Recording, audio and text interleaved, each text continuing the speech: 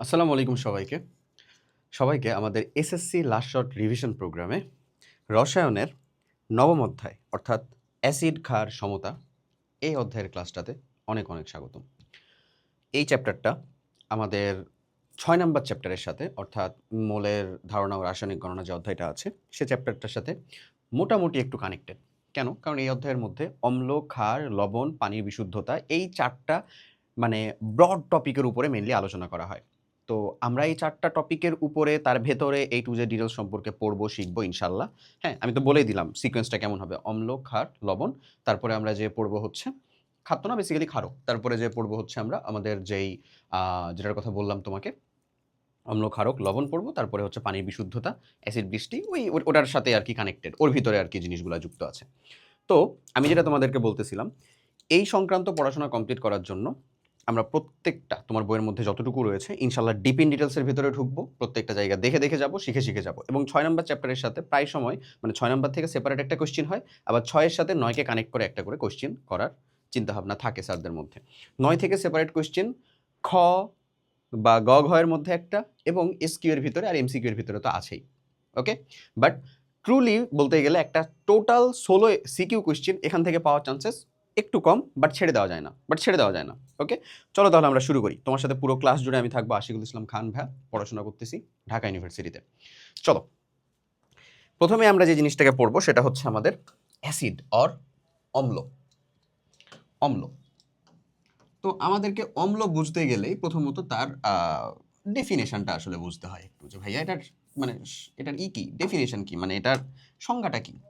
আচ্ছা, তো এখানে দেখো এক লাইনে মাত্র একটা সংজ্ঞা দেওয়া যে যে সকল যৌগ বা যে সকল পদার্থ আমাদের বা যে সকল অণু জলীয় দ্রবণে হাইড্রোজেন প্লাস আয়ন দিতে পারে তারাই হচ্ছে আমাদের অম্ল। লেটস সে আমি যদি একটা সিম্পল উদাহরণ দেই তোমাকে, তাহলে ধরো ভাই আমি বলতেছি HCl হাইড্রোজেন এবং ক্লোরিন।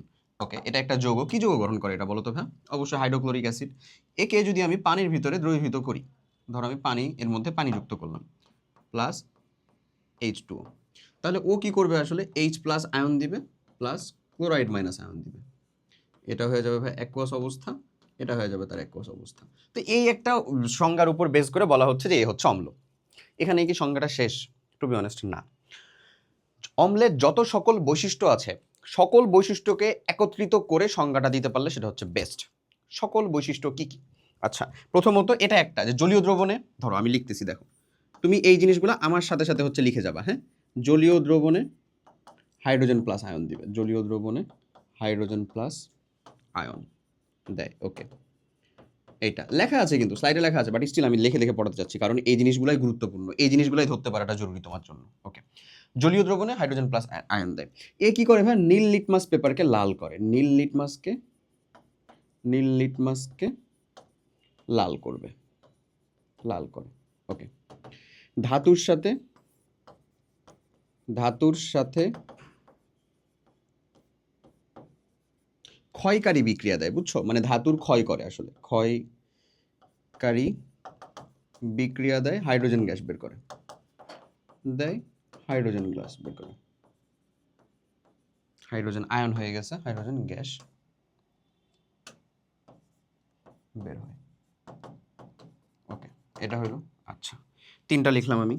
সাধারণত কটু স্বাদযুক্ত, বাট এটা আমরা বলবো যে লঘু অম্ল কটু স্বাদযুক্ত, সরি কটু আবার বলি কি, টক স্বাদযুক্ত। কাঁচা আম খাচ্ছ মনে করো, কি আছে এখানে? সাকসেনিক অ্যাসিড, ম্যালেইক অ্যাসিড, টক স্বাদযুক্ত।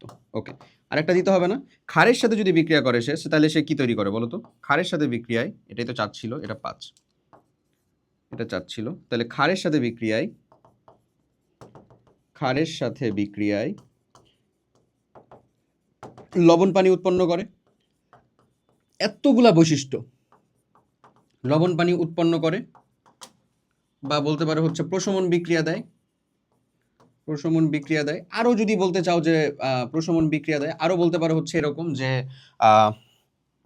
আরো বলতে পারো হচ্ছে তুমি এরকম যে ক্ষারের সাথে বিক্রিয়া করে লবণ পানি উৎপন্ন করে, প্রশমন বিক্রিয়া দেয়, ধাতব কার্বনেট বা বাইকার্বনেটের সাথে বিক্রিয়া করে লবণ পানি এবং কার্বন ডাইঅক্সাইড তৈরি করে। এই যে প্রত্যেকটা ধর্মযুক্ত, এতগুলার ভিতরে তোমাকে মিক্সচার করতে হবে মিনিমাম তুমি 3টা স্পেসিফিক ধর্মকে টানতেছো, তিনটি স্পেসিফিক ধর্মকে টেনে তারপরে অম্লের সংজ্ঞাটা দিবা।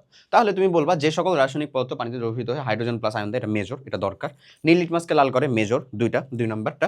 তারপরে হচ্ছে এই যে এটা দিতে পারো, ক্ষারের সাথে বিক্রিয়া করে লবণ পানি বা কি তৈরি কি বিক্রিয়া দেয়, প্রশমন বিক্রিয়া বা নিউট্রালাইজেশন রিঅ্যাকশন দেয়। এই যে এই জিনিসগুলো মাস্ট তোমাকে ইনক্লুড করতে হবে। কথা ক্লিয়ার? বুঝা গেছে আমি কি বলতেছি? বুঝতেছো? এই জিনিসগুলো মাস্ট ইনক্লুড করতে হবে। ক্লিয়ার? ওকে, এই সকলগুলোই কিন্তু আমি বলতেছিলাম হচ্ছে তার, ধরে নাও এই যে এই যে এখানে দেখো জলীয় দ্রবণে হাইড্রোজেন আয়ন দান করে, দেখছো? ওকে, নীল বর্ণের লিটমাসকে লাল বর্ণে পরিণত করে। সকল লঘু অ্যাসিড টক স্বাদযুক্ত, এখানে একটা কথা বলতেছে লঘু অ্যাসিড, লঘু এবং ঘন, এটার ভিতরে আমরা যাবো এখন। হোয়াই লঘু? কারণ তুমি যদি কনসেন্ট্রেটেড HCl কে জিহ্বার মধ্যে নাও, জিহ্বা পুড়ে ফুটা হয়ে পার হয়ে যাবে। তো লঘুটাই মাথায় রেখো। হ্যাঁ, সকল যেমন আমাদের সকল জৈব অম্ল যেগুলা, সেগুলাই কাইন্ড অফ হচ্ছে লঘু অম্ল। সকল জৈব অম্ল যেটা অম্ল অ্যাসিড জিনিসটা কিন্তু একই, হ্যাঁ, আলাদা কিছু না, বাংলা আর ইংরেজি প্রতিশব্দ। জলীয় দ্রবণে তড়িৎ পরিবহন করে, এটা আবার একটা বৈশিষ্ট্য, ভালো বৈশিষ্ট্য, যেটা আমি ওখানে লিখি নাই, বাট এটা অম্লও করে, ক্ষারও করে, ইভেন লবণও করে, যেগুলো আমাদের আয়নিক যৌগের লবণ। আচ্ছা, ধাতুর সাথে বিক্রিয়া করে ক্ষয় করে এবং হাইড্রোজেন গ্যাস উৎপন্ন করে। ক্ষারের সাথে বিক্রিয়া করে লবণ পানি উৎপন্ন করে, পারবো না এগুলা। এবং ধাতব কার্বনেট বা বাইকার্বনেটের সাথে বিক্রিয়া করে কার্বন ডাইঅক্সাইড উৎপন্ন করে। আমি বিক্রিয়াতে যাচ্ছি, কার্বন ডাইঅক্সাইড গ্যাস উৎপন্ন করবে, লবণ উৎপন্ন করবে, পানি উৎপন্ন করবে। ওকে, দেখো তো আমরা তাহলে সকল অ্যাসিড মানে অ্যাসিডের সকল ধর্মসমূহ, এই ধর্মসমূহগুলা দিয়েই তো আমরা তার আসলে সংজ্ঞাটা সংজ্ঞায়িত করব। তাহলে আমরা বললাম কি মিনিমাম তিনটা। এইখান তোমার কাছে কথা হতে পারে ভাই কোন তিনটা, বেস্ট তিনটা কোনটা? ফার্স্ট অফ অল দেখো আমি দাগাই দিচ্ছি। প্রথমত এইটা মাস্ট, এটা মাস্ট, তারপরে এইটা হচ্ছে মাস্ট, এরপরে এই যে এগুলা এগুলা এগুলা সব বাদ দিলা, এরপরে ইদার এটা প্লাস এইটা যদি দিতে পারো তাহলে খুব ভালো। তাহলে এই তিনটা মাস্ট, এই তিনটা বলে দিলেই তোমার জন্য এটাকে অম্ল হিসাবে স্পেসিফাই করা কাইন্ড অফ ইজিয়ার। আশা করি বুঝাইতে পারছি তোমাকে। চলো এবার তাহলে আমরা পরের অংশটা দেখি। তো এখন আমাদের এই অম্লের বেসিক প্রকারভেদটা কি? অম্লকে আসলে মানে তার গঠনের উপর ভিত্তি করে দুই ভাগে ভাগ করা হয়, আবার দেখো তার সক্রিয়তার উপর ভিত্তি করেও দুই ভাগে ভাগ করছে। গঠনের উপর ভিত্তি করে কেমন দুই ভাগে ভাগ করা হয়? একটা হচ্ছে জৈব, আমি তোমাকে কিছু দিয়ে দেখিয়ে তারপরে হচ্ছে কিছু উদাহরণ সহ দেখাচ্ছি, তাহলে তুমি বুঝতে পারবা। একটা হচ্ছে গঠনের উপর ভিত্তি করে, গঠনের উপর ভিত্তি করে বলতেছি কি ভাই, একটা বললাম হচ্ছে যে অজৈব, হ্যাঁ অজৈব অম্ল, আর একটা হচ্ছে ভাই জৈব অম্ল। জৈব অম্ল মানে কি? ওই যে জৈব অ্যাসিড যেগুলো আসলে যাদের মধ্যে COOH কার্বক্সিলিক গ্রুপ রয়েছে। আর অজৈব অম্লগুলো আবার হচ্ছে দুই ভাগে ভাগ করা হয়। হ্যাঁ, অজৈব অম্লগুলোকে আবার দুই ভাগে ভাগ করা যায়, বুঝছো? একটা হচ্ছে অক্সি অ্যাসিড বলে, তোমার জন্যই হচ্ছে যে মানে এগুলোকে বের করা সহজ হবে, অক্সি অ্যাসিড, আর একটা হচ্ছে হাইড্রো অ্যাসিড, এমন। আর জৈব অম্লগুলা কারা ভাইয়া? জৈব অম্লগুলা হলো কার্বক্সিলিক গ্রুপ যুক্ত, যেমন হচ্ছে এই যে অ্যাসিটিক অ্যাসিড CH3COOH, তারপরে হচ্ছে বলতে পারো ফর্মিক অ্যাসিড HCOOH, বলতে পারো হচ্ছে অক্সালিক অ্যাসিড হুক্কু HCCOOH। এগুলা বরাবরই দুর্বল অ্যাসিড, এখানে বলছে না যে সবল অ্যাসিড আর দুর্বল অ্যাসিড, এগুলা বরাবরই দুর্বল অ্যাসিড, জৈব অ্যাসিডগুলো। তার মানে এই না যে অজৈব অ্যাসিডগুলো সবগুলাই সবল, অজৈব অ্যাসিডগুলো জৈব অ্যাসিডের তুলনায় সবল অবশ্যই, কিন্তু অজৈব অ্যাসিডের মধ্যে অনেক দুর্বল অ্যাসিড আছে। যেমন আমি যদি তোমাকে অক্সি অ্যাসিডগুলোর কথা বলি, অক্সি অ্যাসিড মানে হচ্ছে যে সকল অ্যাসিডে অক্সিজেন উপস্থিত থাকবে। যেমন আমি যদি তোমাকে বলি যে অক্সি অ্যাসিডের মধ্যে sulphuric acid H2SO4, nitric acid HNO3, তোমার ওই ধরনের মানে এই প্রকারভেদ করা লাগবে এমন বলতেছি না, এটা তোমার জন্য ইজি, অ্যাসিডগুলোকে সহজে তুমি চিনতে পারবা, বুঝতে পারবা। তোমার কাছে কাইন্ড অফ কোনো অ্যাসিডই বাদ থাকবে না যেটাকে তুমি আইডেন্টিফাই করতে পারতেছো না এমন। আর এখানে যেটা পড়বো সেটা একটু দায়সারা হয়ে যায়, সেজন্য আমি আলাদা করে লিখে বুঝাইতেছি তোমাকে। এটা দায়সারা কেন বলতেছি, কারণ এর ভিতরে মিক্সআপ আছে। হ্যাঁ, দেখো আমি যেটা বুঝাইতেছি সেটা একটু দেখো, ইনশাল্লাহ তোমার জন্য ইজিয়ার হবে। HClO4 পারক্লোরিক অ্যাসিড, ওকে, দেখো তো এগুলা যেগুলো লিখেছি, H2CO3 carbonic acid H2CO3 carbonic acid. দেখো অক্সি অ্যাসিডগুলোর ভিতরে এই যে কার্বনিক অ্যাসিডটাকে লিখলাম না ভাই, এই হচ্ছে আবার কেমন জানো? দুর্বল অ্যাসিড। অক্সি অ্যাসিড তারপরেও কেমন? দুর্বল অ্যাসিড। তো এটা দুর্বল সবল কিসের উপর ভিত্তি করে আমি তোমাকে এটা বুঝাইতেছি, একটু অপেক্ষা করো খালি। এই আবার দুর্বল, বাদ বাকি এরা তিনজন আবার যথেষ্ট সবল অ্যাসিড। এবার হাইড্রা অ্যাসিড কোনগুলা? মানে হচ্ছে যে হ্যালোজেন যুক্ত যে অ্যাসিডগুলা, বুঝছো? হ্যালোজেন যুক্ত অ্যাসিড মানে ধরে নাও HF হাইড্রোজেন ফ্লোরাইড, অনেক শক্তিশালী একটা অ্যাসিড, কম সক্রিয় বাট শক্তিশালী। হাইড্রোক্লোরিক অ্যাসিড HCl, এরপরে যদি আসে হাইড্রোব্রোমিক অ্যাসিড, তারপরে আসে হচ্ছে হাইড্রোজেন হাইড্রো অ্যাসিড, হাইড্রোআয়োডিক অ্যাসিড। এই যে এগুলো সবগুলো হচ্ছে হাইড্রা অ্যাসিড, হ্যালোজেন যুক্ত যে অ্যাসিডগুলো। ক্লিয়ার হয়েছে? ওকে, এখন বলতেছিলাম যে ভাইয়া সবল নাকি দুর্বল এটা কিসের উপর নির্ভর করে? এটা হচ্ছে তুমি আরো বড় হলে জানতে পারবা, এইরকম একটা প্যারামিটার আছে। এরকম একটা প্যারামিটার আছে কে এ। কে এটা কি? অ্যাসিডের বিয়োজন ধ্রুবক। অ্যাসিডের বিয়োজন ধ্রুবক। যেহেতু জানবা বা শিখবা একবারই শিখো, সমস্যা নেই। আমি বলতেছি আমি তোমার অতিরিক্ত সময় নিব এরকম না। আমি কতটুকু শিখতে হয় বা কতটুকু তুমি ক্যাপাসিটির মধ্যে ধরতে পারবা আমি তার বাইরে ইনশাল্লাহ বলবো না। অ্যাসিডের বিয়োজন ধ্রুবক এই জিনিসটা কি? বিয়োজন ধ্রুবক বলতে বোঝাচ্ছে তুমি কোনো একটা অম্লকে পানির মধ্যে লেটসে দ্রবীভূত করতে যাচ্ছ বা পানির মধ্যে দিয়ে তার জলীয় দ্রবণ বানাতে যাচ্ছ। এখন ও কতগুলো হাইড্রোজেন উৎপন্ন করবে, হাইড্রোজেন মানে আয়ন উৎপন্ন করবে, সবগুলোই কি করবে? একটা সবল অ্যাসিড তুলনামূলক সবগুলোই করে, মানে অধিকাংশই করে। ওকে, বিয়োজন ধ্রুবক। আবার একটা দুর্বল অ্যাসিড অনেক কম করে। যেমন ধরে নাও CH3COO যে ইথানোয়িক অ্যাসিড, এই অ্যাসিডের বিয়োজন ধ্রুবক আমার ঠিক এক্স্যাক্ট যে বলতে পারতেছি এরকম না, বাট 0.01% বিয়োজন ধ্রুবক। বিয়োজন মাত্রা আসলে 0.01%। এই 0.01% মানে কি? 0.01% মানে বোঝায় অনেকটা যে 100 এর মধ্যে কয়টা 0.01 তো আছে, এটাকে 100 দ্বারা ভাগ করলে 001, মানে 100টা এই থেকে 100টা অ্যাসিটিক অ্যাসিডের যেই অণু আছে সেখান থেকে হাইড্রোজেন আয়ন আসে হচ্ছে 0.0001 এতটা। তার মানে এখানে একটা আয়ন আসতে কতগুলো এরকম লাগবে বলো তো? 1000 দিয়ে গুণ করতে হবে না? 1000 না, বেসিক্যালি 10,000 দিয়ে গুণ করতে হবে একে, মানে 10,000টা লাগবে। 10,000টা অণু থেকে একটা আয়ন আসবে। তার মানে বুঝতেছো এটা কতটাই সেম। এই ভ্যালুটা, এই যে বিয়োজন ধ্রুবকের মানটাই এই যে সবল অ্যাসিড যাদের কথা বলতেছি আমরা, HCl বলো অথবা সালফিউরিক অ্যাসিড বলো, হ্যান ত্যান, এদের ক্ষেত্রে অনেক বেশি। তাহলে মোরললেস একটা মাত্র ফ্যাক্টরের উপর নির্ভর করে যদি আমি বলতে চাই যে ভাই আমি একটা অ্যাসিডের সবলতা বা দুর্বলতা মাপবো, সেটা হবে হচ্ছে কে এ, ডিসোসিয়েশন কনস্ট্যান্ট অফ অ্যাসিডের বিয়োজন ধ্রুবক, এটার উপর মান করে। এই যে যাদেরকে দুর্বল বলতেছি ওদের বিয়োজন মাত্রাটা খুব কম হয়, অর্থাৎ পানির ভিতরে দেওয়ার পরে তারা যে হাইড্রোজেন আয়নটা প্রডিউস করবে বা তৈরি করবে সেটার পরিমাণটা খুব কম। কাদের তুলনায়? রেসপেক্ট টু আমাদের সবল। যেমন হচ্ছে কার্বনিক অ্যাসিড, এটা একটা দুর্বল অ্যাসিড বলছি কারণ এই অক্সি অ্যাসিড হওয়া সত্ত্বেও এর বিয়োজন মাত্রা অনেক কম। ওকে, আরো ধীরে ধীরে জানতে পারবা। তো যারাই আমাদের দুর্বল বা মৃদু অ্যাসিড, মানে এদেরকে আমরা আসলে কি করতে পারি? খাইতে পারি, সোজা বাংলা হিসাব। সবল অ্যাসিডদের আমরা সাধারণত খেতে পারবো না। দুর্বল অ্যাসিড হওয়ারও তো উপকার আছে তাহলে, তাই না? আচ্ছা, ওকে। তো আশা করি বুঝাইতে পারছি যে দুই ভাগে ভাগ করা হয়। তুমি এই ভাগে ভাগ করতে পারো দ্রবণীয়তার উপর ভিত্তি করে, আবার ওই ভাগেও আসতে পারো, ইচ্ছা। তোমার এখান থেকে মেন কনসার্ন হচ্ছে অ্যাসিডকে আইডেন্টিফাই করা, খোঁজা। অ্যাসিড যদি বলে দেয় কত ভাগে ভাগ করা হয়, তাহলে ওই যে দ্রবণীয়তার উপর ভিত্তি করে যেটা তোমার বই আছে, কত ভাগে ভাগ করা হয় বলো ভাই? 2 ভাগে ভাগ করা হয়, এটাই তুমি দিবা। আশা করি বুঝাইতে পারছি। হ্যাঁ, চলো এবার পরের অংশটার মধ্যে আমরা যাই। নেক্সট যেটা আমাদেরকে দেখতে হবে যে অ্যাসিডের আসলে যে কাহিনীটা কেমন। সবল অ্যাসিড যেগুলা, এই সকল অ্যাসিড জলীয় দ্রবণে সম্পূর্ণরূপে আয়নিত হয়, বললাম না? সম্পূর্ণরূপে আয়নিত হয় বা বিয়োজিত হয়। এদের বিয়োজন বিক্রিয়া একমুখী, তীর চিহ্ন অ্যারো দিয়ে প্রকাশ করা হয় এবং জলীয় দ্রবণে নিম্নরূপে আয়নিত হয়। এই যে ধরো একটা HCl, এর ভিতরে যদি আমি হাইড্রোজেন মানে পানি দেই, তাহলে এটা কি হবে দেখো? H plus aqueous chloride minus, এটা আমি অলরেডি দেখাইছি। সালফিউরিক অ্যাসিড, এটার ভিতরে পানি দিচ্ছি, তাহলে হাইড্রোজেন আয়ন তৈরি করছে কয়টা? 2টা, যেহেতু এখানে হাইড্রোজেন আয়ন 2টা করে আছে, 2টা করে হাইড্রোজেন পরমাণু আছে এবং সালফেট। এই যে বিক্রিয়ার যে দিকটা, এটা যে একমুখী, এটা দেখেই বোঝা যাচ্ছে এটা কেমন হবে আমাদের। একটা কেমন হবে? মানে সবল অ্যাসিডের ধারণা বোঝা যাচ্ছে। কেন? কারণ একমুখী। এটা পুনরায় এরা বিক্রিয়া করে যেটা তৈরি করবে এরকমটা ঘটে না। এটাই বোঝাই হচ্ছে সবল অ্যাসিডের একটা বিক্রিয়ার দিক বুঝে যেতে পারি আমরা, কারণ এরা পানির ভিতরে সম্পূর্ণরূপে আয়নিত হয়ে যায়। ওকে, দেখো যে সকল অ্যাসিড অণুসমূহ সম্পূর্ণরূপে ভেঙে গিয়ে পানিতে দ্রবীভূত হয়, হাইড্রোজেন আয়ন উৎপন্ন করে, তাদেরকে আমরা শক্তিশালী বা সবল অ্যাসিড বলি। এই যে প্রকৃতি সবল হাইড্রোক্লোরিক অ্যাসিডের ফলে বাল্বটি জ্বলে উঠবে। সবল হাইড্রোক্লোরিক অ্যাসিড জলীয় দ্রবণে কি পরিবহন করে? বিদ্যুৎ পরিবহন করে বা তড়িৎ পরিবহন করে, তাই বাল্বটা জ্বলে উঠবে, কারণ এখানে সবল হাইড্রোক্লোরিক অ্যাসিড দেওয়া আছে। তারপরে তুমি হচ্ছে যে ব্যাটারির একটা প্রান্ত একটা অ্যানোড বা ক্যাথোডে লাগাইছো, আর একটা প্রান্ত অপর যেটা থাকলো সেটাতে লাগাইছো, তারপরে কাজ করেছো। এমন ক্লিয়ার?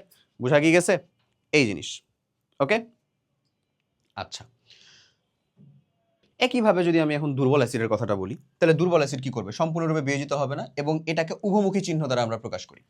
মৃদু অ্যাসিড যেগুলো, এদের জলীয় দ্রবণের বিয়োজন উভমুখী তীর চিহ্ন দ্বারা প্রকাশ করা হয় এবং এরা জলীয় দ্রবণে নিম্নরূপে বিয়োজিত হয়, এটা সম্পূর্ণরূপে বিয়োজিত হয় না। তাহলে এই যে দেখো কার্বনিক অ্যাসিড, এটার ভিতরে যখন আমরা পানি দিলাম উভমুখী চিহ্নটা ব্যবহার করছি না, হাইড্রোজেন প্লাস আর বাইকার্বনেট মাইনাস আয়ন, এই দুজন বিক্রিয়া করে তো কার্বনিক অ্যাসিডই হয়।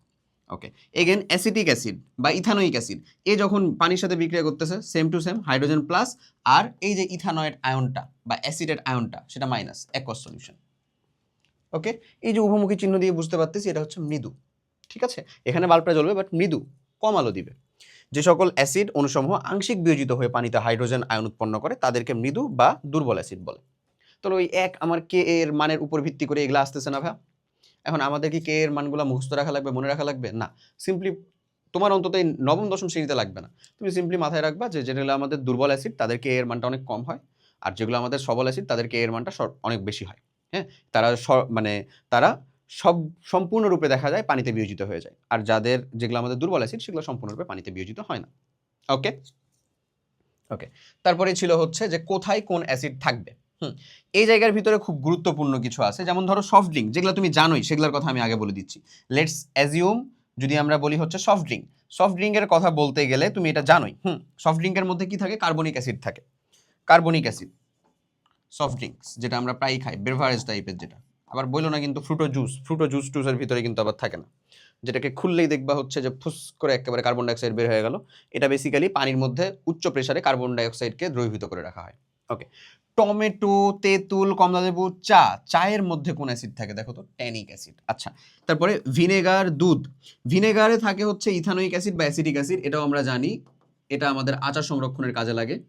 ওকে, কি কাজে লাগে বলো তো, আচার সংরক্ষণে। আচার সংরক্ষণে আমরা মাংস ভিনেগারে ডুবায়া রেখে হচ্ছে যে সিদ্ধ করে খেতে পারি। তারপরে দুধ, ল্যাকটিক অ্যাসিড, দুধ বা দধি এর মধ্যে ল্যাকটিক অ্যাসিড, এটা বারবার আসা একটা কোশ্চিন, এই কোশ্চিনটাকে একটু মার্ক করে রাখো। হ্যাঁ, বারবার আসা একটা কোশ্চিন, কি অ্যাসিড আছে ভাই, ল্যাকটিক অ্যাসিড। ওকে, তারপরে যেটা আপেল, আপেলের মধ্যে ম্যালিক অ্যাসিড, ম্যালিক আপেলের মধ্যে। আচ্ছা, বাকি থাকে কি, টমেটো, টমেটোর মধ্যে অক্সালিক অ্যাসিড, অক্সালিক অ্যাসিড কোনটা ছিল, হুক্কু, হুক্কু। আর তেঁতুলের মধ্যে টার্টারিক, তেঁতুল টার্টারিক, বাস আমাদের ম্যাক্সিমাম গুলাই মনে হয়ে গেছে। তেঁতুলের মধ্যে টার্টারিক অ্যাসিড, তেঁতুল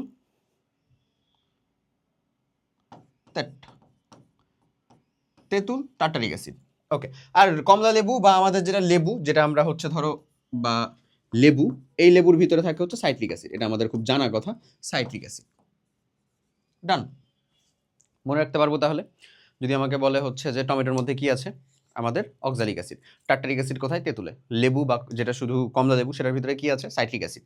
আচ্ছা, চায়ের মধ্যে ট্যানিক অ্যাসিড, ভিনেগারের মধ্যে আছে হচ্ছে অ্যাসিটিক অ্যাসিড, দুধের মধ্যে আছে ল্যাকটিক অ্যাসিড, আপেলের মধ্যে আছে ম্যালিক অ্যাসিড, আর সফট ড্রিঙ্কের মধ্যে আছে carbon dioxide, sorry carbonic acid. এই সেম জিনিসটাকে যদি আমরা জাস্ট 3বার খাতায় লিখি, ইনশাল্লাহ আমাদের মনে থাকবে, এখান থেকে একটা এমসিকিউ চলে আসে। ওকে, তো আমরা এটাকে 3বার খাতার মধ্যে লিখবো।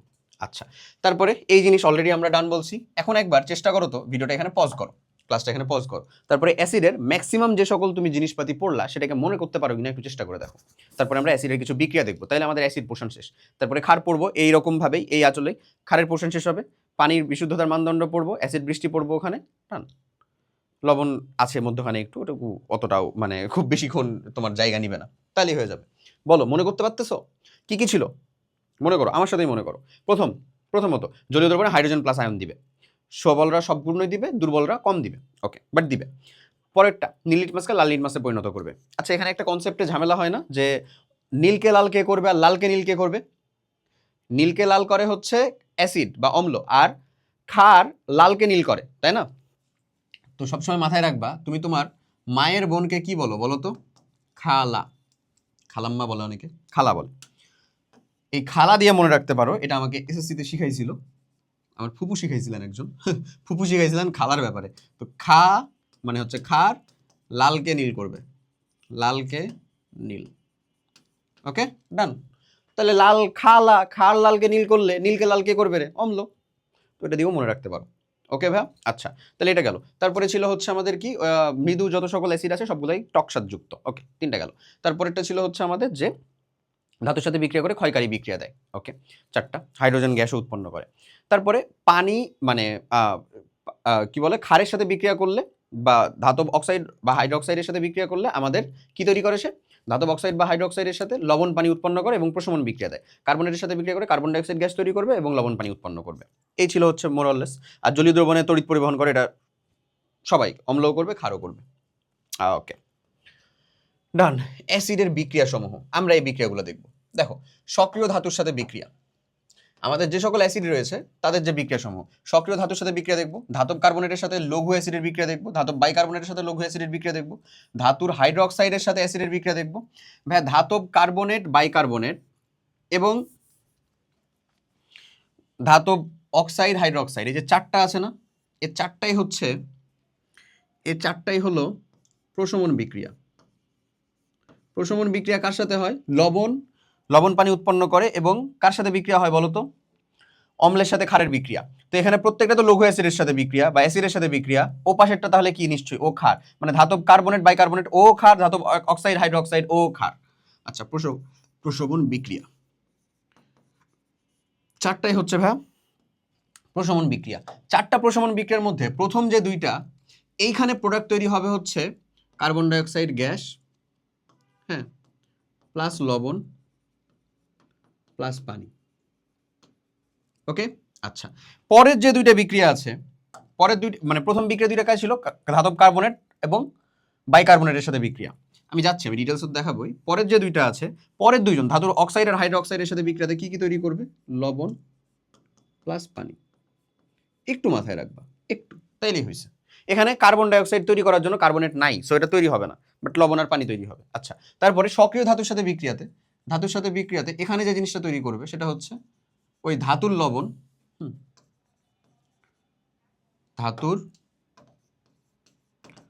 ধাতুর লবণ তৈরি করবে প্লাস হাইড্রোজেন গ্যাস। ওকে, ধাতব তারপরে তো মানে বাকি তো বিক্রিয়া শেষই হয়ে গেল। বাকি তো ছিল হচ্ছে টোটালে 5টা বিক্রিয়া দেখাইছে না, তো আমি তো প্রথমটাও বলে দিলাম তোমাকে, পরেরগুলো বলে দিলাম তোমাকে। ওকে, বলো তো মনে রাখতে পারবো বা বুঝতে পারবো আমরা 5টা বিক্রিয়া কার কার সাথে দেখব? একটা হচ্ছে তার সক্রিয় ধাতুর সাথে বিক্রিয়া। সক্রিয় ধাতুর সাথে বিক্রিয়া করলে কি তৈরি করবে? আমি যেমন হচ্ছে একটা সিম্পল, এগুলোর সাথে সাথে সিম্পল একটা করে উদাহরণ দিই, তারপরে আবার ডিটেলসে যাচ্ছি। মানে আগে থেকে দেখে রাখলে, শিখে রাখলে তোমার জন্য ইজিয়ার। ধাতুর লবণের সাথে বিক্রিয়া, ধরে নাও আমি বলতেছি হচ্ছে ভাই ধাতুর লবণের সাথে সক্রিয় ধাতুর সাথে যে বিক্রিয়া করতেছে, এখানে হাইড্রোজেনকে প্রতিস্থাপিত করেই হাইড্রোজেন গ্যাস তৈরি করবে। আমরা যে প্রতিস্থাপন বিক্রিয়া পড়ছিলাম রাসায়নিক বিক্রিয়া অধ্যায়টাতে, তোমাকে মাথায় রাখতে হবে যে বিক্রিয়া করতেছে তাকে অবশ্যই আমার কার থেকে বেশি হইতে হবে বলতো? হাইড্রোজেনের থেকে বেশি সক্রিয় হইতে হবে। তো কপার, সিলভার, তারপর হচ্ছে অ্যারাম, এরা তো আমার হাইড্রোজেনের থেকে বেশি সক্রিয় না, ওদের সাথে কিন্তু এই বিক্রিয়া হবে না।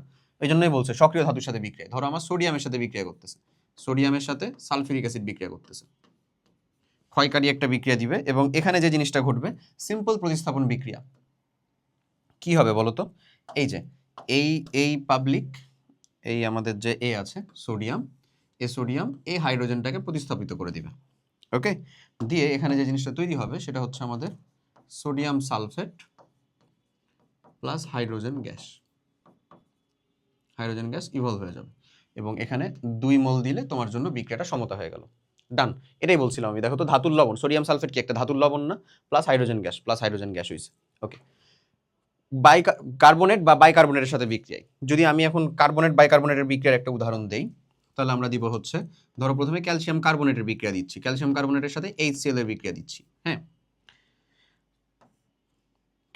ধাতুর কার্বনেটের সাথে বলছে, ধাতব কার্বনেট। তো ক্যালসিয়াম কার্বনেটের সাথে যদি বিক্রিয়া দাও তাহলে এখানে তৈরি করবে ভাইয়া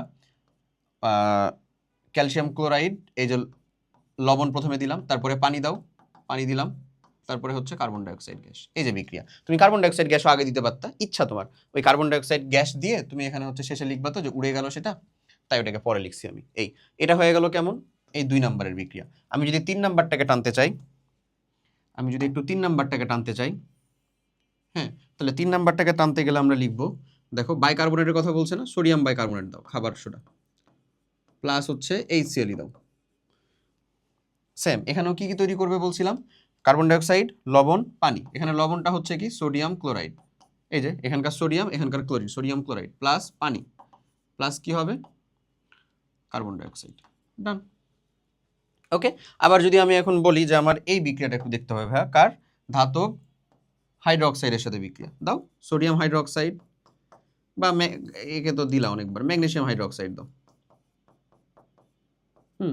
প্লাস হচ্ছে সালফিউরিক অ্যাসিড দাও, বা অন্য অম্ল দিতে চাচ্ছ তাও কোনো সমস্যা নেই।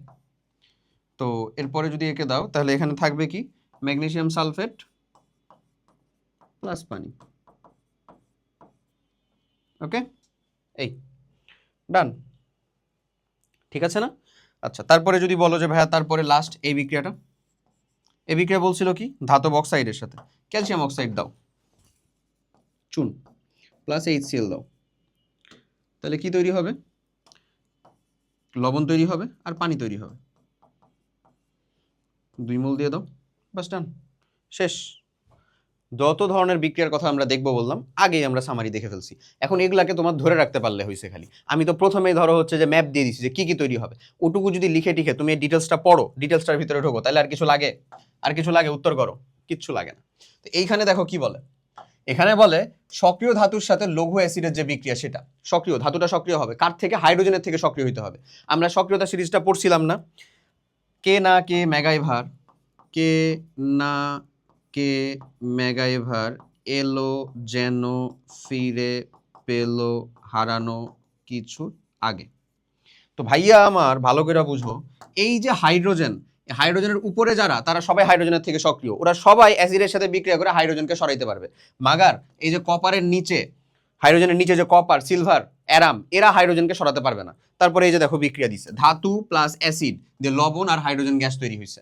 ধাতু সোডিয়াম মানে দেওয়ার পরে হচ্ছে হাইড্রোক্লোরিক অ্যাসিড, সোডিয়াম ক্লোরিনকে নিয়ে সোডিয়াম ক্লোরাইডের লবণ তৈরি করলো, হাইড্রোজেন গ্যাসটাকে বের করে দিল। এখন এই যৌগটা মানে এই বিক্রিয়াটা সমতা নাই। কেন নাই? হাইড্রোজেন এখানে একটা আছে, হাইড্রোজেন এখানে আছে দুইটা, এটাকে সমতা করতে গেলে এখানে 2 দিতে হবে, এখানে 2 দিতে হবে, এখানে 2 দিতে হবে, আর ওখানে কিচ্ছু দেওয়া লাগবে না। ক্লিয়ার? ম্যাগনেসিয়ামের সাথে sulphuric acid, magnesium sulphate hydrogen gas, জিঙ্কের সাথে sulphuric acid, zinc sulphate hydrogen gas. এই কথাটাই কি আমরা বলেছি না? এই যে এখানে যেটা তোমার টাইম লাইন দিয়ে দিছে একেবারে উপরে, এটা আমরা অলরেডি বলেছি না? কোনো কি সমস্যা আছে?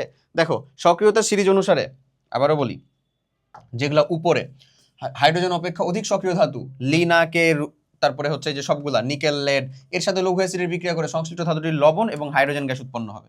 কিন্তু যেগুলো নিচে, তারা বিক্রিয়া করবে না। ওকে, এই যে এইখানে দেখো, যে সকল হাইড্রোজেন অপেক্ষা কম সক্রিয়, like copper, mercury, arum, copper, mercury, silver, arum, লঘু অ্যাসিড থেকে হাইড্রোজেন আয়নকে প্রতিস্থাপন করতে পারে না। এই যে এখানে এক্স এর মানটা তুমি যাই দাও না কেন, যে কপার দাও, মার্কারি দাও, সিলভার দাও, অ্যারাম দাও, এটা কোনো বিক্রিয়া হবে না। কি লিখবা তুমি ওখানে? No reaction. এটা কিন্তু অবশ্যই বুঝতে হবে তোমাকে, নো রিঅ্যাকশন। ক্লিয়ার? এই যে দেখো, সোডিয়াম, ম্যাগনেসিয়াম, ফেরাম, এদের জন্য বিক্রিয়া করবে হাইড্রোজেন, হাইড্রোজেন গ্যাস ইভলভ হচ্ছে, এই যে দেখো ইভলভ হচ্ছে। বাট লেটস সে তুমি হাইড্রোজেন অপেক্ষা অধিক কম সক্রিয় ধাতু কপারের সাথে বিক্রিয়া করতেছো, বিক্রিয়া হয় না, হাইড্রোজেন গ্যাস বের হচ্ছে না। এটাই হচ্ছে মানে প্র্যাকটিক্যাল পরীক্ষায়, যে ferrum, sulphuric acid, ferrum sulphate আর হাইড্রোজেন গ্যাস বের হচ্ছে। ডান? ওকে, পরেরটাই ছিল কি, ধাতব কার্বনেটের সাথে যদি বিক্রিয়া হয়, কি তৈরি করবে বলছিলাম? কার্বন ডাইঅক্সাইড তৈরি করবে, তার লবণ তৈরি করবে এবং পানি তৈরি করবে।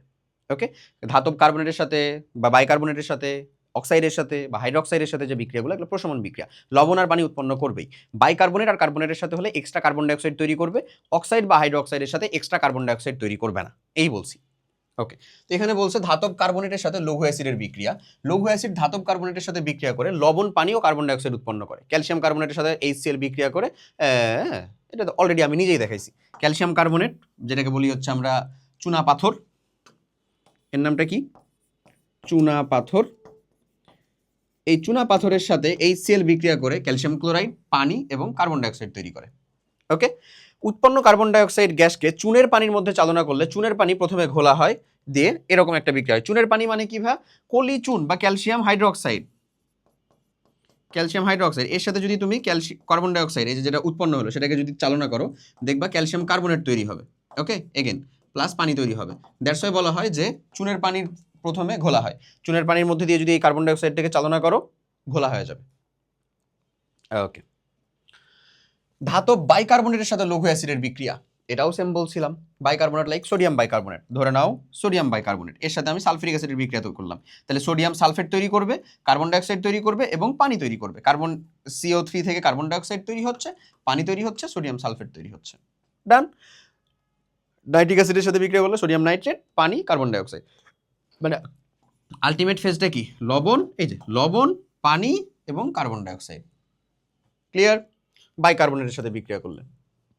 ওকে, কোনো সমস্যা আছে বুঝতে? আশা করি থাকার কথা না। তারপরে দেখো ধাতুর হাইড্রোক্সাইডের সাথে যদি অ্যাসিড বিক্রিয়া করে তাহলে এটা কি বিক্রিয়া? প্রশমন বিক্রিয়া। এখানে কার্বন ডাইঅক্সাইড তৈরি করার মতো কেউ নাই, কার্বনেট বা বাইকার্বনেট নাই, তাই লবণ আর পানি উৎপন্ন করবে সিম্পলি। ধাতুর হাইড্রোক্সাইড, অ্যাসিড, লবণ আর পানি। সোডিয়াম হাইড্রোক্সাইড HCl বিক্রিয়া করতেছে, সোডিয়াম ক্লোরাইড পানি। পটাশিয়াম হাইড্রোক্সাইড HCl বিক্রিয়া করতেছে, পটাশিয়াম ক্লোরাইড পানি। ম্যাগনেসিয়াম হাইড্রোক্সাইড সালফিউরিক অ্যাসিড বিক্রিয়া করতেছে, ম্যাগনেসিয়াম সালফেট পানি। শেষ। এগুলাতে প্যারা হওয়ার কোনো ঝামেলা আছে? আই থিঙ্ক যে নাই। ওকে, তারপরে যদি অক্সাইডের সাথে করতো, ওকে, ধাতুর অক্সাইডের সাথে অ্যাসিডের বিক্রিয়া করলে, ধাতুর অক্সাইডের সাথে অ্যাসিড বিক্রিয়া করে লবণ পানি উৎপন্ন করে, লবণ পানি উৎপন্ন করে। ধাতুর অক্সাইডগুলো সাধারণত ক্ষারীয় প্রকৃতির হয়, তাই এই বিক্রিয়াটি প্রশমন বিক্রিয়া। ওই তো বললাম না একটু আগে, ক্ষারীয় প্রকৃতির, যে কারণ এটাও ধাতুর অক্সাইড, হাইড্রোক্সাইড, কার্বনেট, বাইকার্বনেট সবগুলাই তোমার প্রশমন বিক্রিয়া দিচ্ছে। কার্বনেট বাইকার্বনেটে এক্সট্রা কার্বন ডাইঅক্সাইড তৈরি হইতো, এটুকুই তো মনে রাখা লাগবে, আর এখানে তৈরি হয় না। দেখো ধাতুর অক্সাইড ক্যালসিয়াম অক্সাইডের সাথে HCl বিক্রিয়া করতেছি, ক্যালসিয়াম ক্লোরাইড আর পানি তৈরি করবে। কপার অক্সাইডের সাথে HCl বিক্রিয়া করতেছি, সালফিউরিক অ্যাসিড বিক্রিয়া করতেছি, কপার সালফেট আর পানি তৈরি করবে। ক্যালসিয়াম অক্সাইডের সাথে নাইট্রিক অ্যাসিড বিক্রিয়া করতেছি, ক্যালসিয়াম নাইট্রেট আর পানি তৈরি করবে। ক্যালসিয়াম নাইট্রেট পানি। ডান। বলো বুঝতে কোনো সমস্যা আছে? আমার মনে হয় না সমস্যা আছে। আর চলো তাহলে হচ্ছে যে পরের অংশটা একটু দেখি। এই যে পানির উপস্থিতির উপর ভিত্তি করে অ্যাসিড দুই প্রকার হয়ে থাকে। একটা হচ্ছে লঘু অ্যাসিডের দ্রবণ, যেটাকে আমরা ধরো মানে একটা অ্যাসিডকে ধরো HCl কে আমরা হচ্ছে এমন ভাবে লিখতে পারি ডাইলুট। ডাইলুট বললে এটাকে বলবো হচ্ছে লঘু। এটা হচ্ছে কি? লঘু অ্যাসিডের দ্রবণ। আর গাঢ় অ্যাসিডের দ্রবণটা হচ্ছে যদি আমরা HCl বলতেছি, ধরো এখানে লিখতেছি কনসেন্ট্রেট CONC, এই যে ব্র্যাকেটে যেটা লেখা হয় এটা হচ্ছে গাঢ় অ্যাসিডের দ্রবণ। গাঢ় অ্যাসিডের দ্রবণ থেকে দেখবা সবসময় ধোঁয়া উঠতে থাকে। গাঢ় অ্যাসিডের দ্রবণ থেকে ধোঁয়া উঠতে থাকে, ধোঁয়া উঠতে থাকে, বুঝছো? এবং খুব খুব খুব সতর্ক গাঢ় অ্যাসিড নিয়ে, মানে একেবারে ছেলে খেলা না, মানে জীবন কানা করে দিবে একেবারে, বুঝছো? So be careful. ঠিক আছে, পানি কতটুকু আছে? লঘুর ভিতরে আসলে পানির পরিমাণটাই বেশি, অ্যাসিডের পরিমাণটা কম। আবার গাঢ়টার ভিতরে অবশ্যই অ্যাসিডের পরিমাণটাই বেশি, পানির পরিমাণটা কম। নিচের কোনটিতে ল্যাকটিক অ্যাসিড বিদ্যমান? ভাইয়া ল্যাকটিক কোথায়? দুধ, দধি। উত্তর করতে পারতেছি? সি, দুধ বা দধি। ডান। এখন এই মানে অম্ল যে আমরা পড়ছি এখান থেকে যে কোশ্চেন নেই এমন না। এই যে ধরো এই পুরো লেকচারটা যখন শেষ করে আমরা যখন একেবারে শেষের দিকে বেশ কিছু কোশ্চেন সলভ করব, তখন এগেন এটা রিক্যাপ হবে। এখানে জাস্ট একটা MCQ question as a quiz হিসেবে দেওয়া ছিল। এরপরে আমরা যাব হচ্ছে ক্ষার পড়তে, ক্ষার এবং ক্ষারক। ওকে, ক্ষার এবং ক্ষারক, অ্যালকালি অ্যান্ড বেস। ক্ষার এবং ক্ষারক, এই ক্ষার আর ক্ষারকের মধ্যে একটা সূক্ষ্ম পার্থক্য আছে। আমরা অনেক সময় এটাকে ভুল বলি আসলে। তো ক্ষারকটা হচ্ছে ভাই বড়। আমি তোমাকে এই পার্থক্যটা একটা ছোট্ট জিনিস দিয়ে বুঝাই, ওই যে জন ভেন চিত্রের ভেনের মতন করে।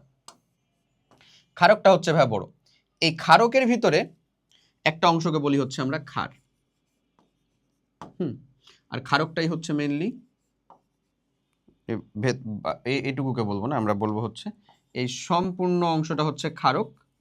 ক্ষারকের মধ্যে মানে এই পুরো যে গোল বৃত্ত এটা হচ্ছে ক্ষারক। ক্ষারকের মধ্যে একটা স্পেসিফিক পোর্শনকে আমরা ক্ষার বলবো। তার মানে যাকে আমরা ক্ষার বলতেছি তাকেও আমরা আসলে কি বলতে পারি? ক্ষারক বলতে পারি, ক্ষারক বলতে পারি। দ্যাটস ওয়াই বলা হয় সকল ক্ষারই ক্ষারক, কিন্তু সকল ক্ষারক ক্ষার নয়। সকল ক্ষারই, আমি এখনো এগুলার ভিতরে ঢুকি নাই, পার্থক্যর ভিতরে তোমাকে যাই নাই, মনে রাখার টেকনিকও বলি নাই, তাই এখনই হতাশ হওয়ার কিচ্ছু নাই। সকল ক্ষারই ক্ষারক, আমি ওটা দেখে খালি বুঝাইতেছি, কিন্তু সকল ক্ষারক ক্ষার নয়। ওকে, এই চিত্র থেকে আমরা জাস্ট এই একটা অংশ বোধহয় বুঝতে পারি বা বলতে পারি। পারি না? পারি। এবং এই একটা খ নাম্বার বা SQ কোশ্চেনের ভিতরে তোমার চলে আসছে, একেবারে লিখে নাও। এটা হচ্ছে কেমন কোশ্চেন আসবে বলো তো? খ বা SQ লিখে নাও একেবারে। ওকে, ঠিক আছে, তাহলে চলো আমরা ক্ষার সম্পর্কে একটু পড়াশোনা শুরু করি, ক্ষারক সম্পর্কে একটু পড়াশোনা শুরু করি, যে এদের ডেফিনেশন কি, এদের বৈশিষ্ট্য কি, মানে এক্সাক্ট অম্লের মতন করে পড়বো, যেন কোনো আর ঝামেলা না থাকে, নিজেই যেন হচ্ছে যে আরেকজনকে পড়াইতে পারি। ওকে, তাহলে যেটা বলছিলাম আমরা, যে আমরা যেভাবে অম্লটাকে পড়লাম একই রকমভাবে এখন ক্ষারকটাকে পড়বো, কারণ ক্ষারকটা হচ্ছে বড়, তার ভিতরে একটা অল্প অংশ হচ্ছে ক্ষার। আবার যাকে আমরা ক্ষার বলতেছি তাকে আমরা ক্ষারকও রাখতে পারি, সো এটা কোনো ইস্যু না। ওকে, ক্ষারকের একটা সংজ্ঞা বলে দেওয়া আছে, এরও নিশ্চয়ই যে অ্যাসিডের যেরকম অতগুলা বৈশিষ্ট্য ছিল, এরও বেশ কিছু বৈশিষ্ট্য রয়েছে। তো আমরা মিনিমাম 3টা বৈশিষ্ট্যকে বলবই। 3টা বৈশিষ্ট্য কি কি? এক, যে সকল রাসায়নিক পদার্থ পানিতে দ্রবীভূত হয়ে হাইড্রোক্সিল আয়ন দেয়, এটা একটা বলবা। ধাতু বা ধাতুর ন্যায় ক্রিয়াশীল, ধাতু বা ধাতুর ন্যায় ক্রিয়াশীল মানে হচ্ছে ক্যাটায়নের যে সকল যৌগমূলক, ধাতুর ন্যায় ক্রিয়াশীল, ন্যায় ক্রিয়াশীল, ক্রিয়াশীল মানে হচ্ছে আমাদের যে ক্যাটায়নের যে সকল যৌগ, আসলে এক্স্যাক্টলি হ্যাঁ, ক্যাটায়নের যে সকল যৌগমূলক, মানে কি এই যে অ্যামোনিয়াম আয়ন, তারপরে কি ফসফোনিয়াম আয়ন, এরা যারা আছে না, এরা এরকম। তারপরে হচ্ছে বলতে পারো হাইড্রোনিয়াম আয়ন, এদের যদিও হাইড্রোনিয়াম আয়ন দিয়ে ডিরেক্ট যৌগ তৈরি করে না, হোয়াটএভার। তো এই যে ধাতু বা ধাতুর ন্যায় ক্রিয়াশীল যৌগমূলকের অক্সাইড বা হাইড্রোক্সাইড, এর অক্সাইড বা হাইড্রোক্সাইড, অক্সাইড বা হাইড্রোক্সাইড যা জলীয় দ্রবণে হাইড্রোক্সিল আয়ন দেয়, একটা বৈশিষ্ট্য দিলাম।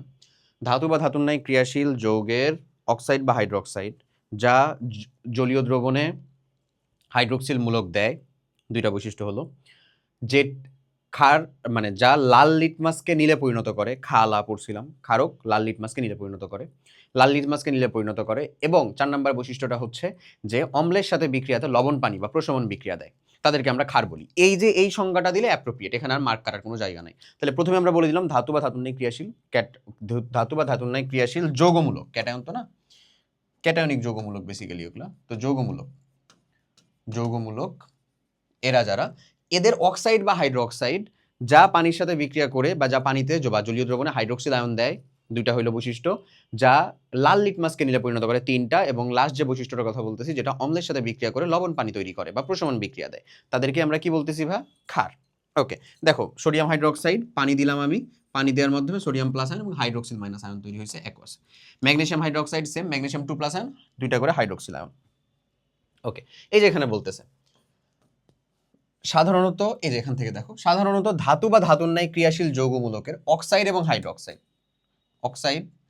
হাইড্রোক্সাইড যা অ্যাসিডের সাথে বিক্রিয়া করে লবণ পানি উৎপন্ন করে, তাকে ক্ষারক বলে। এটা আমরা অলরেডি করছি।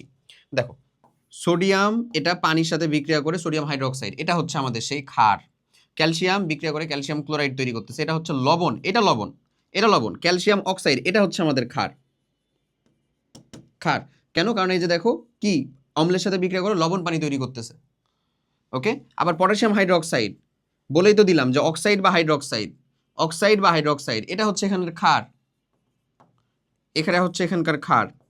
অক্সাইড বা হাইড্রোক্সাইড সালফিউরিক অ্যাসিডের সাথে বিক্রিয়া করে লবণ আর পানি তৈরি করতেছে। ক্ষারক সমূহ পানিতে দ্রবণীয় হতেও পারে আবার নাও পারে, যেমন ফেরাস হাইড্রোক্সাইড। ক্ষারক সমূহ ভালো করে বুঝো, আমরা এখনো ক্ষার রিলেটেড কোনো কথা বলিনি, ক্ষারক নিয়েই বলতেছি। ক্ষারক সমূহ পানিতে দ্রবীভূত হইতেও পারে নাও পারে, যেমন ফেরাস অক্সাইড, তারপরে হচ্ছে ফেরাস হাইড্রোক্সাইড, এরা উভয়ই ক্ষারক হওয়া সত্ত্বেও পানিতে দ্রবীভূত হয় না, ওরা পানিতে দ্রবীভূত হয় না। ওকে, এরপরে আমরা পড়বো হচ্ছে ক্ষারকে নিয়ে পড়তে গেলে ক্ষারকের মধ্যেই ক্ষার অবস্থিত, ক্ষারকের মধ্যেই কিছু স্পেসিফিক যৌগ, তাদেরকে আমরা হচ্ছে ক্ষারক বলি। তাদের শর্ত হচ্ছে 2টা। প্রথম, জলীয় দ্রবণে হাইড্রোক্সিল আয়ন দিবে। জলীয় দ্রবণে কেউ যদি হাইড্রোক্সিল আয়ন দেয়, তার মানে অবশ্যই সে জলীয় দ্রবণে দ্রবীভূত হবে। তার মানে আমরা সিম্পলি বলতে পারি এরা পানিতে দ্রবীভূত হয় এবং হাইড্রোক্সিল আয়ন দেয়। দেখো শর্ত কি বলছে, জলীয় দ্রবণে যৌগটি হাইড্রোক্সিল যেটা, সেই আয়নটা তৈরি করবে। তাহলে জলীয় দ্রবণে এই আয়নটা তৈরি করতে গেলে কি অবশ্যই পানিতে দ্রবীভূত হতে হবে না? অবশ্যই পানিতে দ্রবীভূত হতে হবে। এখন এটা তোমার একটা, আমি মানে যখনই পড়াই তখন একটা কমন জিনিস দিয়ে আসলে পড়ানোর চেষ্টা করি, সেটা হচ্ছে যে একটা ডায়লগ আছে, হ্যাঁ, তুমি যদি হচ্ছে ওই যে পথের পাঁচালী দেখো, পথের পাঁচালী, তো ওইখানে আছে ওই যে অপু দুগ্গা ভাই বোনের কথা। তো অপু বাসায় থাকে আর দুগ্গা হচ্ছে আমটাম কুড়ে নিয়ে আসে। তো ও তো দেরি করে আসছে, আজকে শিওর পীরের উপরে উদুম কেলানি পড়বে। তো ও উকি মেরে যখন হচ্ছে যে বলে যে এই অপু, মা কই, মা কোথায়, তখন দুগ্গা যখন এটা জিজ্ঞাসা করে, তখন অপু বলে, মা, তোমার ওই ডায়লগটা মনে আছে কিনা, খার কাঁচতে গেছেন,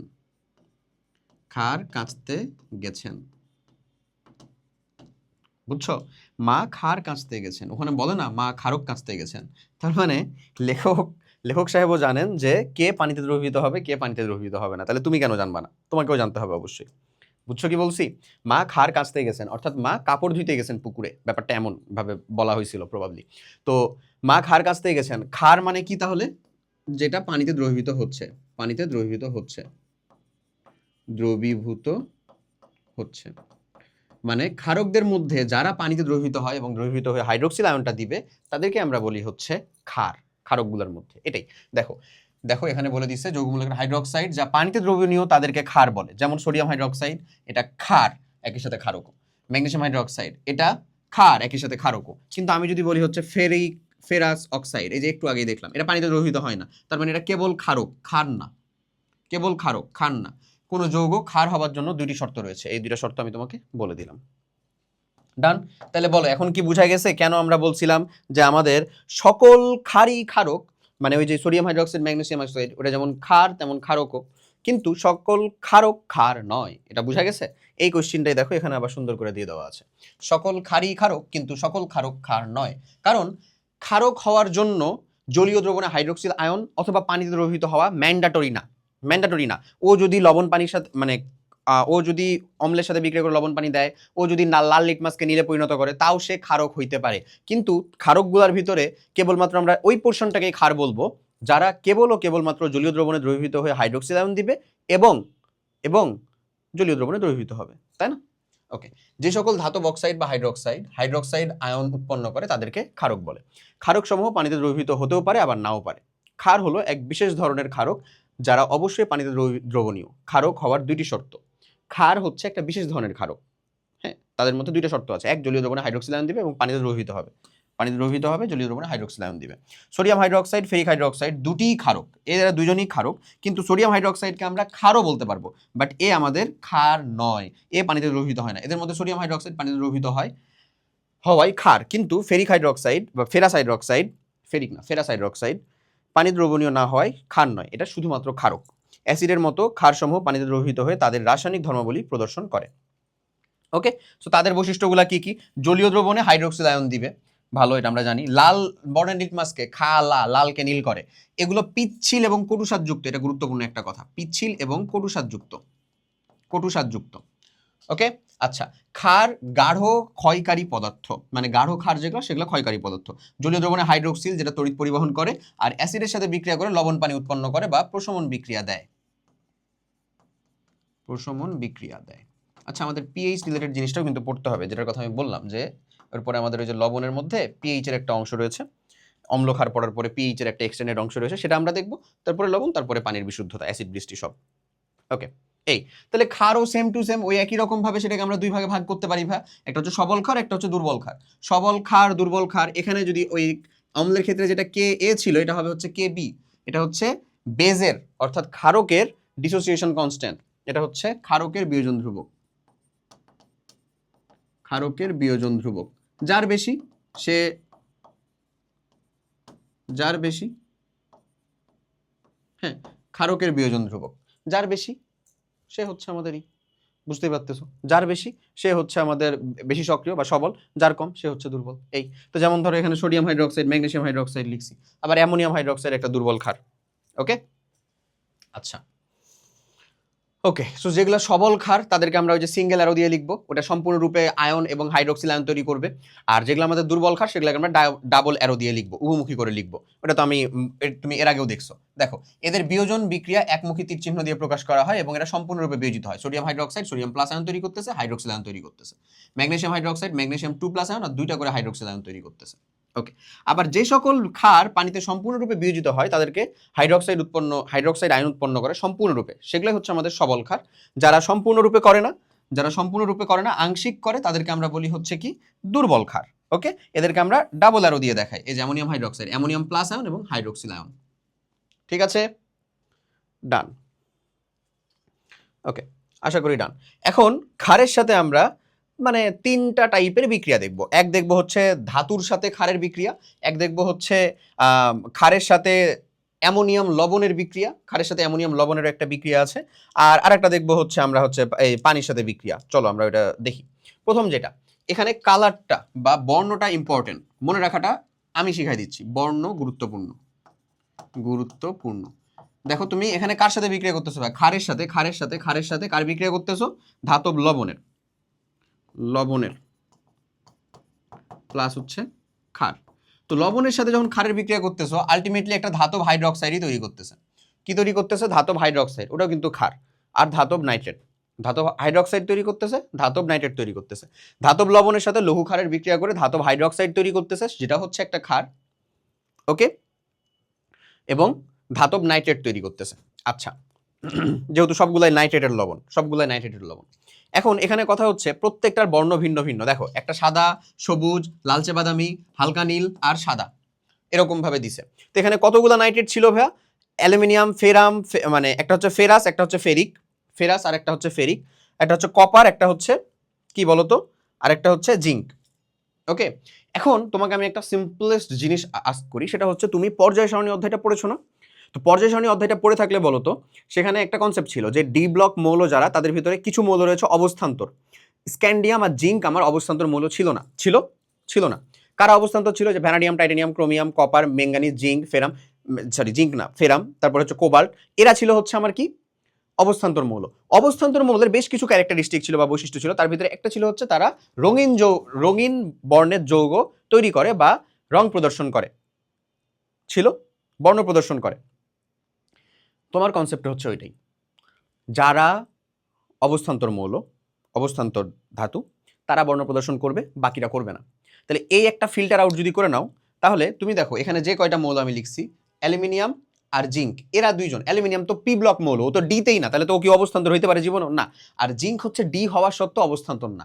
অর্থাৎ অ্যালুমিনিয়াম আর জিঙ্ক ওরা যেহেতু অবস্থান্তর না, ওরা কালারফুল যৌগ দিবে না। তার মানে ওরা কি পদক্ষেপ দিবে? সাদা। এই যে দেখো, সাদা পদক্ষেপ। তার মানে এটা হচ্ছে আমাদের ওই অ্যালুমিনিয়াম, বা এটাকে তুমি জিঙ্কও বলতে পারো, কোনো সমস্যা নাই। আর এটা হচ্ছে তোমার সেই জিঙ্ক। এখন আমি বলি অ্যালুমিনিয়ামের একটা স্পেশাল বৈশিষ্ট্য হচ্ছে ওটা জেলির ন্যায় একটা হচ্ছে যে দেয়, পদক্ষেপ দেয়, জেলির মতো, মানে থকথক একটা জেলির মতো। আর এখানে প্রেসিপিটেশন, একেবারে সাদা পদক্ষেপ, পাউডারের মতন পড়ে যায়। ওকে, অ্যালুমিনিয়াম আর জিঙ্ক। এরপরে যারা আসে তারা কালার প্রদর্শন করবে। ওকে, তার ভিতরে এখন একটা জিনিসের কালার দেখো, কপার। তুমি কি তুতে নাম শুনেছো না? কপার সালফেট ইন্টু 5 অণু পানি। এটা কি আসলে নীল না ভা? মানে আমরা যেটা জামা কাপড়ে দেই, তোমার স্কুল ড্রেসে, কলেজ ড্রেসে তুমি যেটা দাও মেইনলি, এটা কি নীল না? তার মানে কপারের যে নাইট্রেট লবণ, ওটা যে কপারের হাইড্রোক্সাইড তৈরি করবে, ওটা কেমন ধরনের হবে? হালকা নীল হবে। ঠিক আছে, তাহলে এটা হালকা নীল যেটা, সেটা কে ভাইয়া? কপার। বুঝতে পারতেছি আমরা, সেটা কপার। তাহলে আমার 5টার ভিতরে তো আমার 3টা হয়ে গেল। এখন ফেরামের 2টা থাকে, একটা 2+, একটা 3+, অর্থাৎ একটা ফেরাস আর একটা হচ্ছে ফেরিক। ফেরাস যেটা, সেটা সবুজ 2+টা, এটা সবুজ। এই যে দেখো, এটা সবুজ, তার মানে ফেরাসটা হচ্ছে Fe2+, এটা হচ্ছে সবুজ। আর যেটা হচ্ছে ফেরিক 3+, সে হয় হচ্ছে লালচে বাদামি। ফেরিক মানে এই যে এটা হচ্ছে আসল লোহা যাকে বলে। হ্যাঁ, লোহার মরিচারটার কালার কি? এই যে লালচে বাদামি হয়ে থাকে না, এরকম। বাস শেষ। তাহলে কালার মনে রাখা আমার জন্য ডাল ভাত খুব কঠিন কিছু হলো? প্রথম স্ক্রিনিং কি? অবস্থান্তর না ও সাদা। যে অবস্থান্তর না ও সাদা। কালারফুল যদি কেউ আসে, তার মানে অবস্থান্তর ধাতু অবশ্যই। তাহলে অপশন টেস্ট থেকে শুরু করে যদি আমাদেরকে এরকম কোনো কোয়েশ্চেন দেয়, ইভেন এখানে অপশন টেস্টও না, তুমি তো মনেই বলতে পারতেছো বা ধরেই বলতে পারতেছো।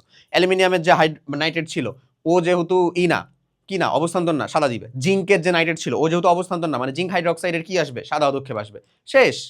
একটা মানে লিটারালি 5টার ভিতরে তোমার 2টা শেষ না, থাকে হচ্ছে আর 3টার ভিতরে ফেরামের 2টা, একটা হচ্ছে কপারের। কপার কি? নীল। ওই যে কপার সালফেট তুতে, এটা কিসের সংকেত বলো তো? তুতে। তো এই তুতের সংকেত থেকে তো আমরা বুঝতে পারতেছি এটা কেমন হবে? নীল কালার। তাহলে হালকা নীল হচ্ছে ও। এরপরে সবুজ 2+, আর 3+, যেটা সেটা হচ্ছে আসল লোহা, লালচে বাদামি যেটা। টান প্যারা হবে না। তাহলে এই বিক্রিয়াটা কেমন ছিল? ধরে নাও যদি অ্যালুমিনিয়াম নাইট্রেটের কথাই আমি বলি, অ্যালুমিনিয়াম নাইট্রেট প্লাস আমার হচ্ছে যে হাইড্রোক্সাইডের বিক্রিয়া, সোডিয়াম হাইড্রোক্সাইড ধরে নাও বিক্রিয়া। তারপরে ও যেটা তৈরি করতেছে, মানে এটা একটা তুমি দেখবা, তুমি সবগুলো প্র্যাকটিস করবা, লিখবা। তারপরে ও যেটা তৈরি করতেছে সেটা হচ্ছে অ্যালুমিনিয়াম হাইড্রোক্সাইড, এটার অধক্ষেপটা কেমন হচ্ছে? সাদা। আর ধাতব নাইট্রেটটা কি? সোডিয়াম নাইট্রেট, এটা দ্রবীভূত হয়ে থাকে। ডান। ওকে, আচ্ছা। এরপরের বিক্রিয়াটা ছিল হচ্ছে এমন যে যদি আমি অ্যামোনিয়াম লবণের সাথে ক্ষারের বিক্রিয়াটা করি, অ্যামোনিয়াম লবণের সাথে ক্ষারের বিক্রিয়া, দেখো ক্ষারের দ্রবণ একটা, sodium hydroxide, potassium hydroxide, calcium hydroxide, calcium oxide. এর সাথে যখন আমি অ্যামোনিয়াম লবণের বিক্রিয়া করাবো, অ্যামোনিয়াম লবণ কে ভাই? Ammonium chloride. তখন প্রোডাক্ট হিসেবে সবসময় মাথায় রাখবা ক্ষারের সাথে অ্যামোনিয়াম লবণের বিক্রিয়া করাচ্ছ তুমি। এখানে ওই যে কার্বনেট বাইকার্বনেটের বিক্রিয়ার মতন কার্বন ডাইঅক্সাইড গ্যাস তৈরি হয়েছিল না? সবসময় যে প্রোডাক্টটা তৈরি করবে সেটা হচ্ছে অ্যামোনিয়া গ্যাস, NH3 প্লাস লবণ প্লাস পানি। ওকে, দেখো সোডিয়াম হাইড্রোক্সাইড, তাহলে প্রথমত এখান থেকে অ্যামোনিয়া গ্যাস তৈরি হলো একটা NH3, তাহলে এখানে থাকে কি আর HCl না কেবল, মানে ধরে নাও অ্যামোনিয়া গ্যাস যদি একটা তৈরি হয়ে যায়, এখানে NH3 NH4Cl ছিল, তাহলে এখানে বাকি থাকে কি HCl, ওই HCl টুকুর সাথে যদি বিক্রিয়া করে তাহলে সোডিয়াম ক্লোরাইড তৈরি করবে আর পানি তৈরি করবে না? এভাবে বিক্রিয়া হয় এমন বলতেছি না, এভাবে বিক্রিয়া হয় এটা আবার শিখো না, এটা আমি তোমার উত্তর করার সুবাদে করতেছি। ধরো এরপরে যে কোনো একটা ক্যালসিয়াম হাইড্রোক্সাইড ধরে নাও, ক্যালসিয়াম হাইড্রোক্সাইড, মানে তুমি নিজে এই বিক্রিয়াটা যেন হচ্ছে করতে পারো বা লিখতে পারো আরামসে, NH4Cl, বাট এটা কিন্তু আবার মেকানিজম না। ধরো কি তৈরি করতেছে অ্যামোনিয়া, কই থেকে, এই যে NH4 ছিল এখানে, NH3 মিলে তৈরি করে দিয়েছে কি অ্যামোনিয়া, তাহলে এখানে থাকলো কি আর HCl, এই HCl এর সাথে যদি ও বিক্রিয়া করে, ক্যালসিয়াম হাইড্রোক্সাইড যদি বিক্রিয়া করে তাহলে কি তৈরি করবে রে? ক্যালসিয়াম হাইড্রোক্সাইড যদি বিক্রিয়া করে তাহলে ক্যালসিয়াম ক্লোরাইড তৈরি করবে প্লাস পানি তৈরি করবে, এটাই তৈরি করছে না? দেখো তো, ক্যালসিয়াম ক্লোরাইড প্লাস পানি, ডাল ভাত, পারবো? ওকে, এই এখন দেখো এখানে বলে যে পটাশিয়াম হাইড্রোক্সাইড সোডিয়াম হাইড্রোক্সাইড পানিতে দ্রবীভূত করলে পটাশিয়াম সোডিয়াম আয়ন আর হাইড্রোক্সিল আয়ন, তার মানে ওরা অবশ্যই ক্ষারক। অ্যামোনিয়া গ্যাস হচ্ছে অ্যামোনিয়া অণুর সমষ্টি, অ্যামোনিয়াকে পানিতে দ্রবীভূত করা হলে অ্যামোনিয়া গ্যাস ও পানির বিক্রিয়ায় অ্যামোনিয়াম আয়ন এবং হাইড্রোক্সিল আয়ন উৎপন্ন হয়। এটা বোঝানো হচ্ছে যে আমি যদি অ্যামোনিয়া গ্যাস NH3 কে পানির ভিতরে দ্রবীভূত করি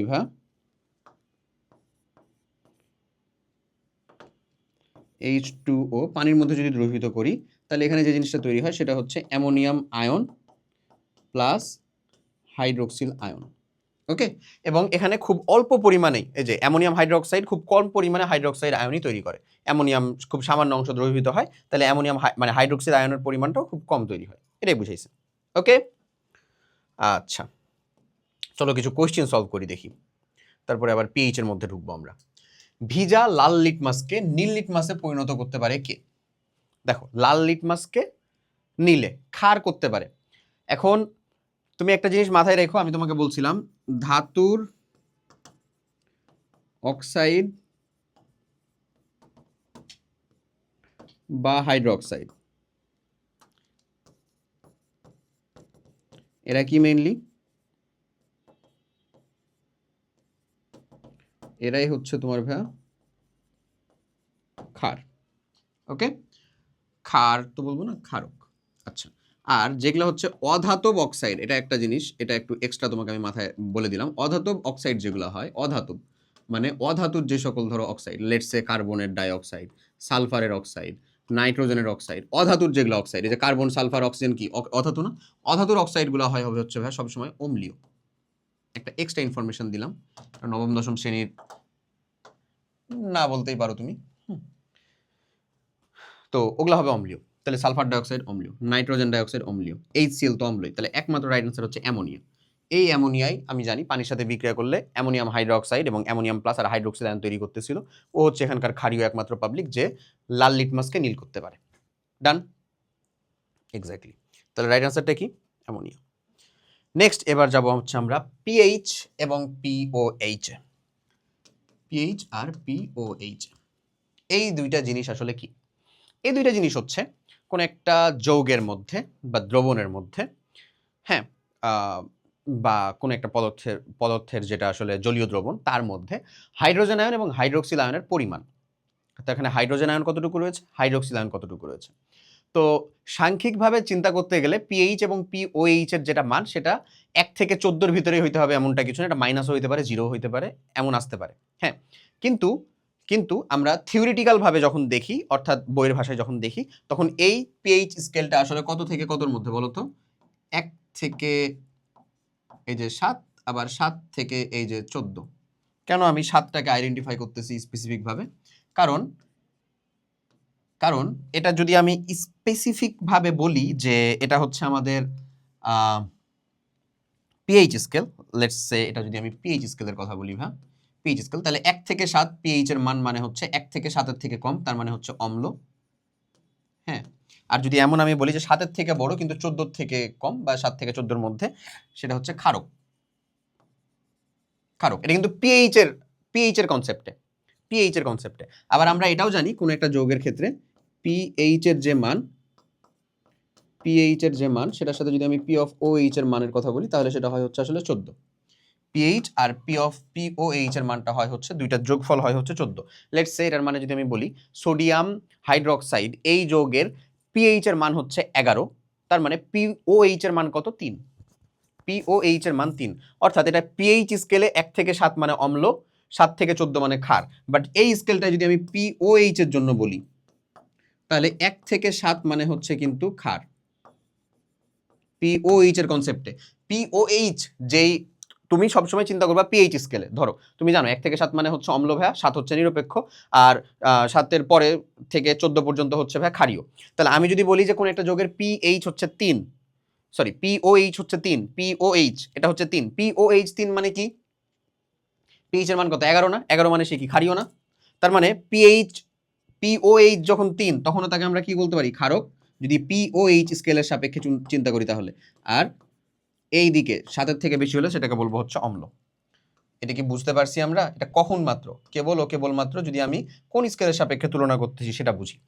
পিএইচ স্কেলে এটা যেটা আমরা সবাই করে থাকি, স্বভাবতই সবাই জানি, বা সেটাই হচ্ছে সহজতম।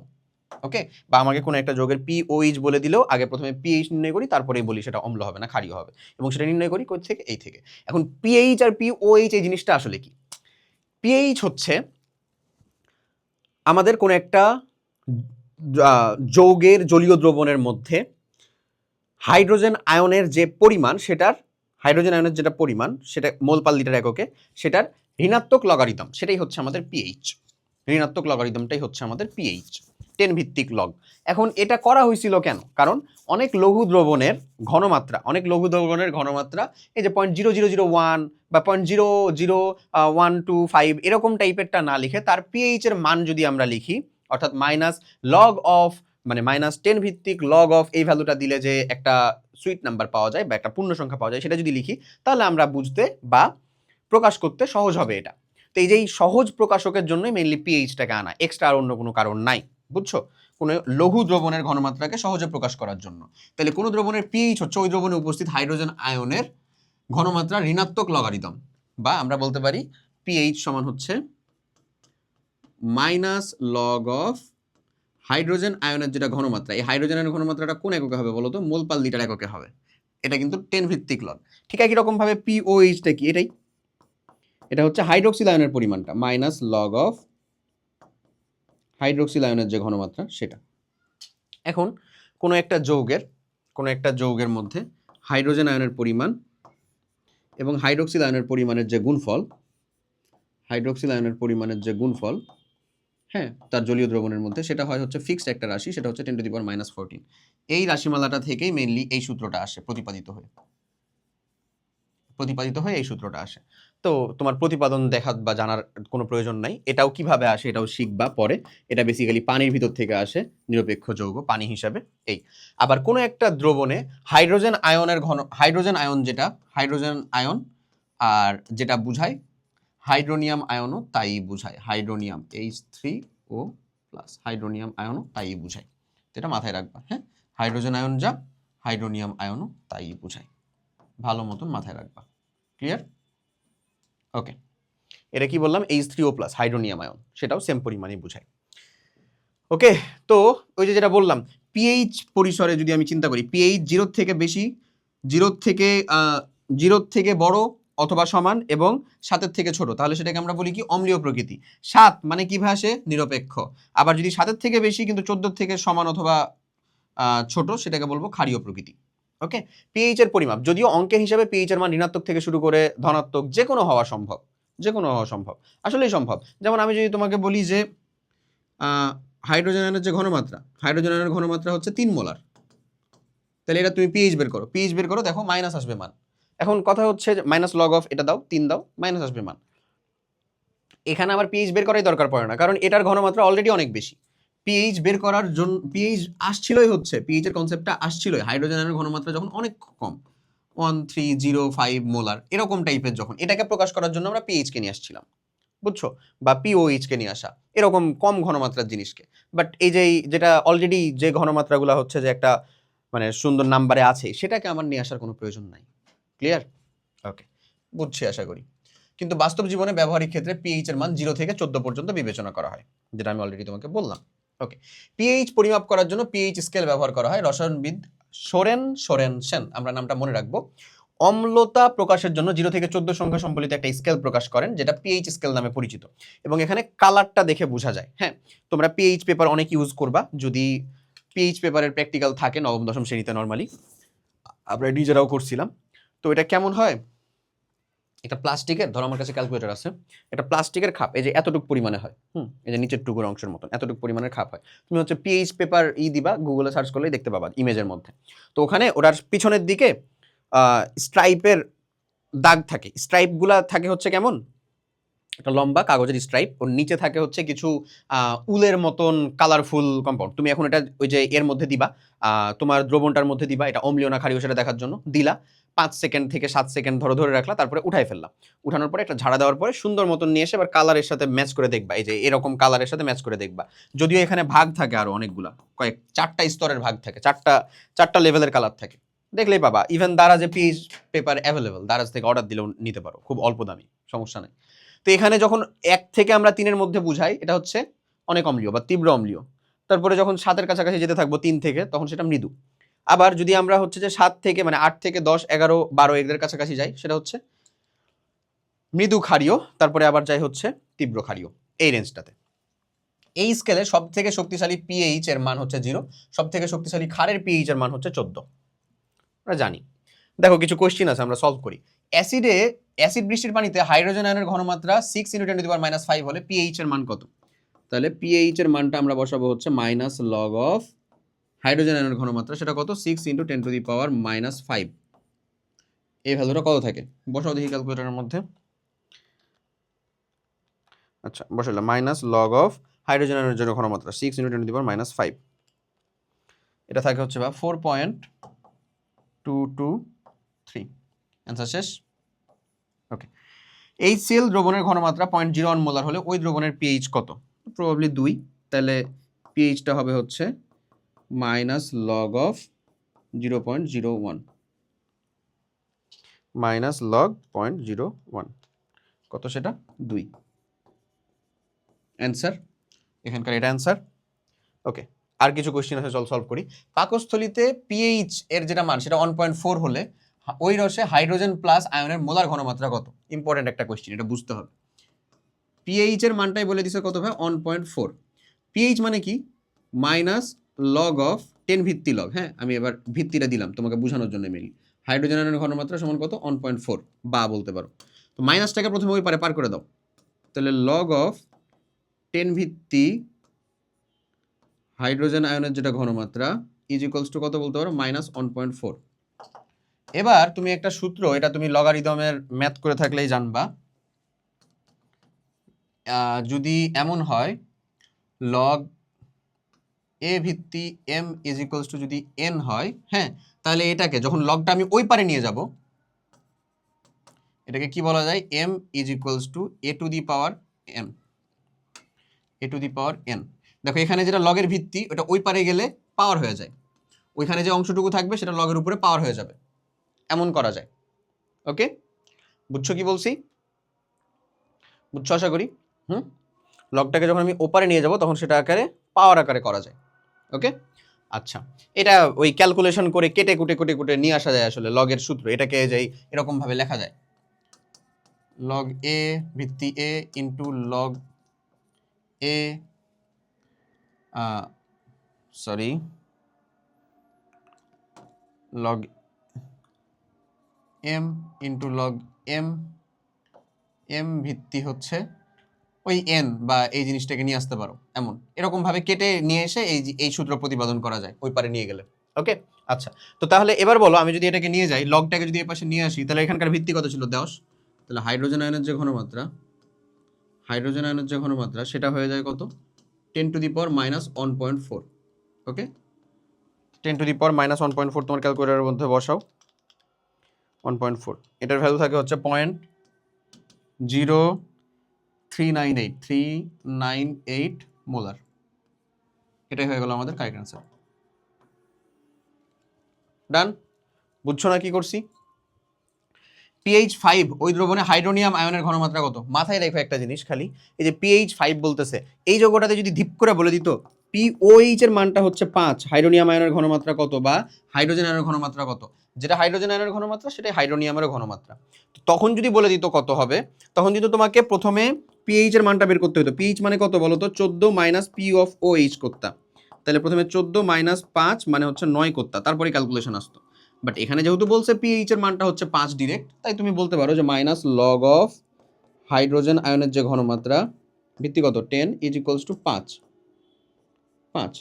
তাহলে বলতে পারো হচ্ছে যে লগ অফ হাইড্রোজেন আয়নের ঘনমাত্রা ইজ ইকুয়ালস টু মাইনাস 5। তাহলে হাইড্রোজেন আয়নের যে ঘনমাত্রা লগটাকে ওপাশে নিয়ে যাওয়ার পরে 10 টু দি পাওয়ার মাইনাস 5। ডান। এটাই হচ্ছে তোমার রাইট অ্যান্সার, মোল পার লিটার মোলার। পারবো? আশা করি পারবো। ডান। ওকে, চলো পিএইচ এর আর কিছু একটু অংশ আছে সেটুকু কমপ্লিট করে আমরা হচ্ছে পিএইচ এর মানে আমাদের যেই প্রাত্যহিক জীবনে যেটা কাজে লাগে সেটাকে দেখি। তারপরে হচ্ছে আমরা প্রশমন বিক্রিয়াটুকু দেখলে তারপরে আমরা এতে যাব, কি বলে আর একটা টপিক থাকে সেটা হচ্ছে লবণ এবং ওই আমাদের কি সেটা ওই যে অ্যাসিড বৃষ্টি বা বৃষ্টি। ওকে, পিওএইচ রিলেটেড দেখো, পিওএইচ মানে এই অ্যান্টিলগ। অ্যান্টিলগ মানে কি? ওই যে 10 টু দি পাওয়ার ওইটা। অনমোলার সোডিয়াম হাইড্রোক্সাইড, এখানে 1 molar direct 1 molar sodium hydroxide বলছে, 0.02 molar sodium hydroxide, 0.05 molar magnesium hydroxide দ্রবণগুলোর পিএইচ হিসাব করো। দেখো ভাইয়া বলছি কত পিএইচ হিসাব করতে হবে। তুমি এখান থেকে ডিরেক্ট যেটা পাবা এই ভ্যালুটা বের করলে সেটা কি পাবা বলো তো? এই যে সোডিয়াম হাইড্রোক্সাইড, এখান থেকে তুমি আসলে সোডিয়াম প্লাস পাও আর হাইড্রোক্সিল মাইনাস পাও।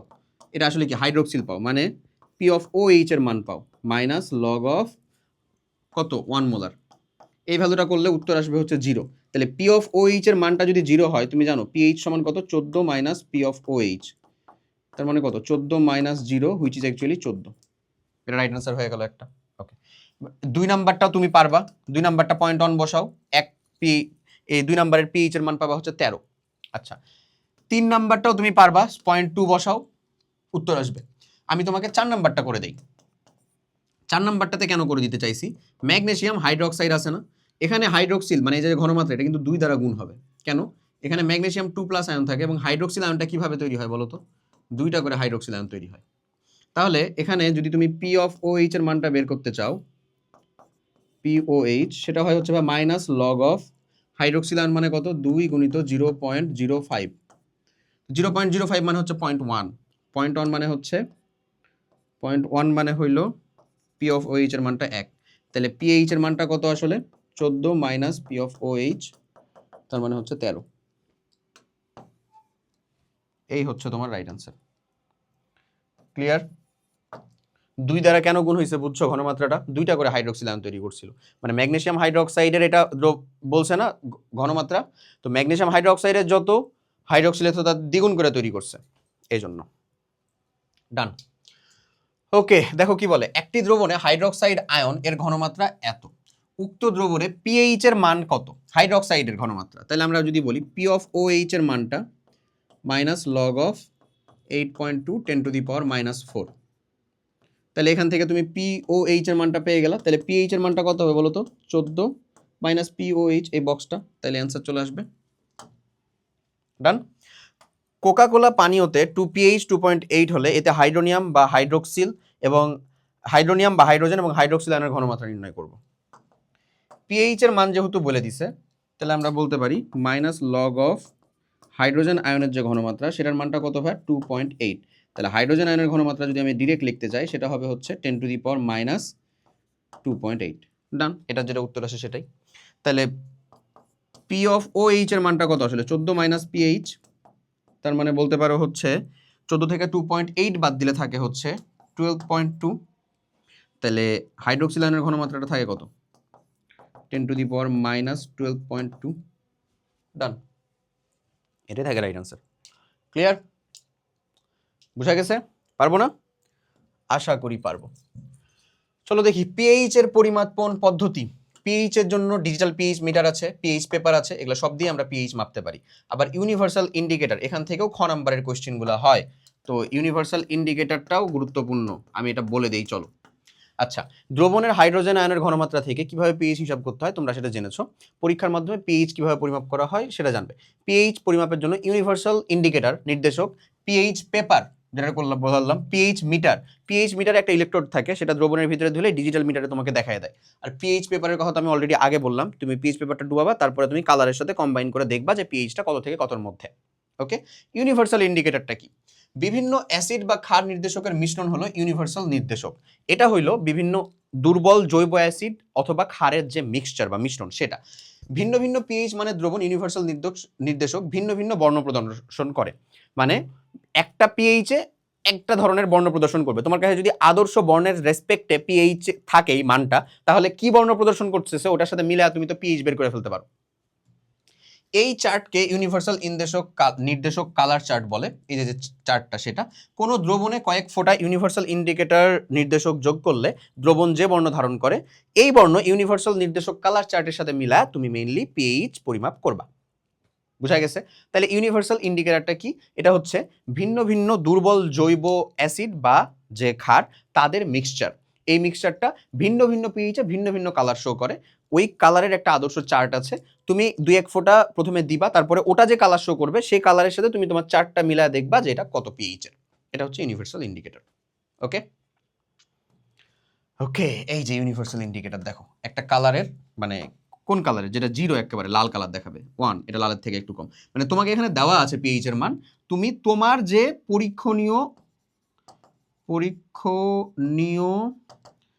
দ্রবণ সেখানে হচ্ছে 2-3 ফোঁটা কি ইন্ডিকেটর দিলা, 2-3 ফোঁটা ইউআই দিলা, ইউনিভার্সাল ইন্ডিকেটর দিলা, তারপরে যে কালারটা হইলো, যে কালারটা আসছে ওই কালারের সাথে তুমি ম্যাচ করবা, ওই কালারের সাথে তুমি ম্যাচ করবা কোন কালার। তাহলে যদি এটা এরকম একটা কালার আসে, ধরো হচ্ছে অনেক হলুদ আসছে, তার মানে সেটার পিএইচ কত? 3। এই ডান। আবার পিএইচ পেপার, অজানা পিএইচ মানের জন্য পিএইচ দ্রবণ জানা, পিএইচ এর মান জানার জন্য অজানা কোনো একটা দ্রবণের পিএইচ পেপার ব্যবহার করা হয়। যেটা বললাম, দ্রবণের মধ্যে এক টুকরা পিএইচ পেপার যোগ করলে পেপারের বর্ণের পরিবর্তন ঘটে। দ্রবণে কত পিএইচ মানের জন্য পিএইচ এর পেপারের বর্ণ কেমন হয়েছে সেটা একটা স্ট্যান্ডার্ড কালার চার্ট আছে, ওটা ওই যে ওই বক্সটার ভিতরেই দেওয়া হয়, যেটা আমি তোমাকে যে ক্যালকুলেটর উদাহরণ দিয়ে দেখাইলাম।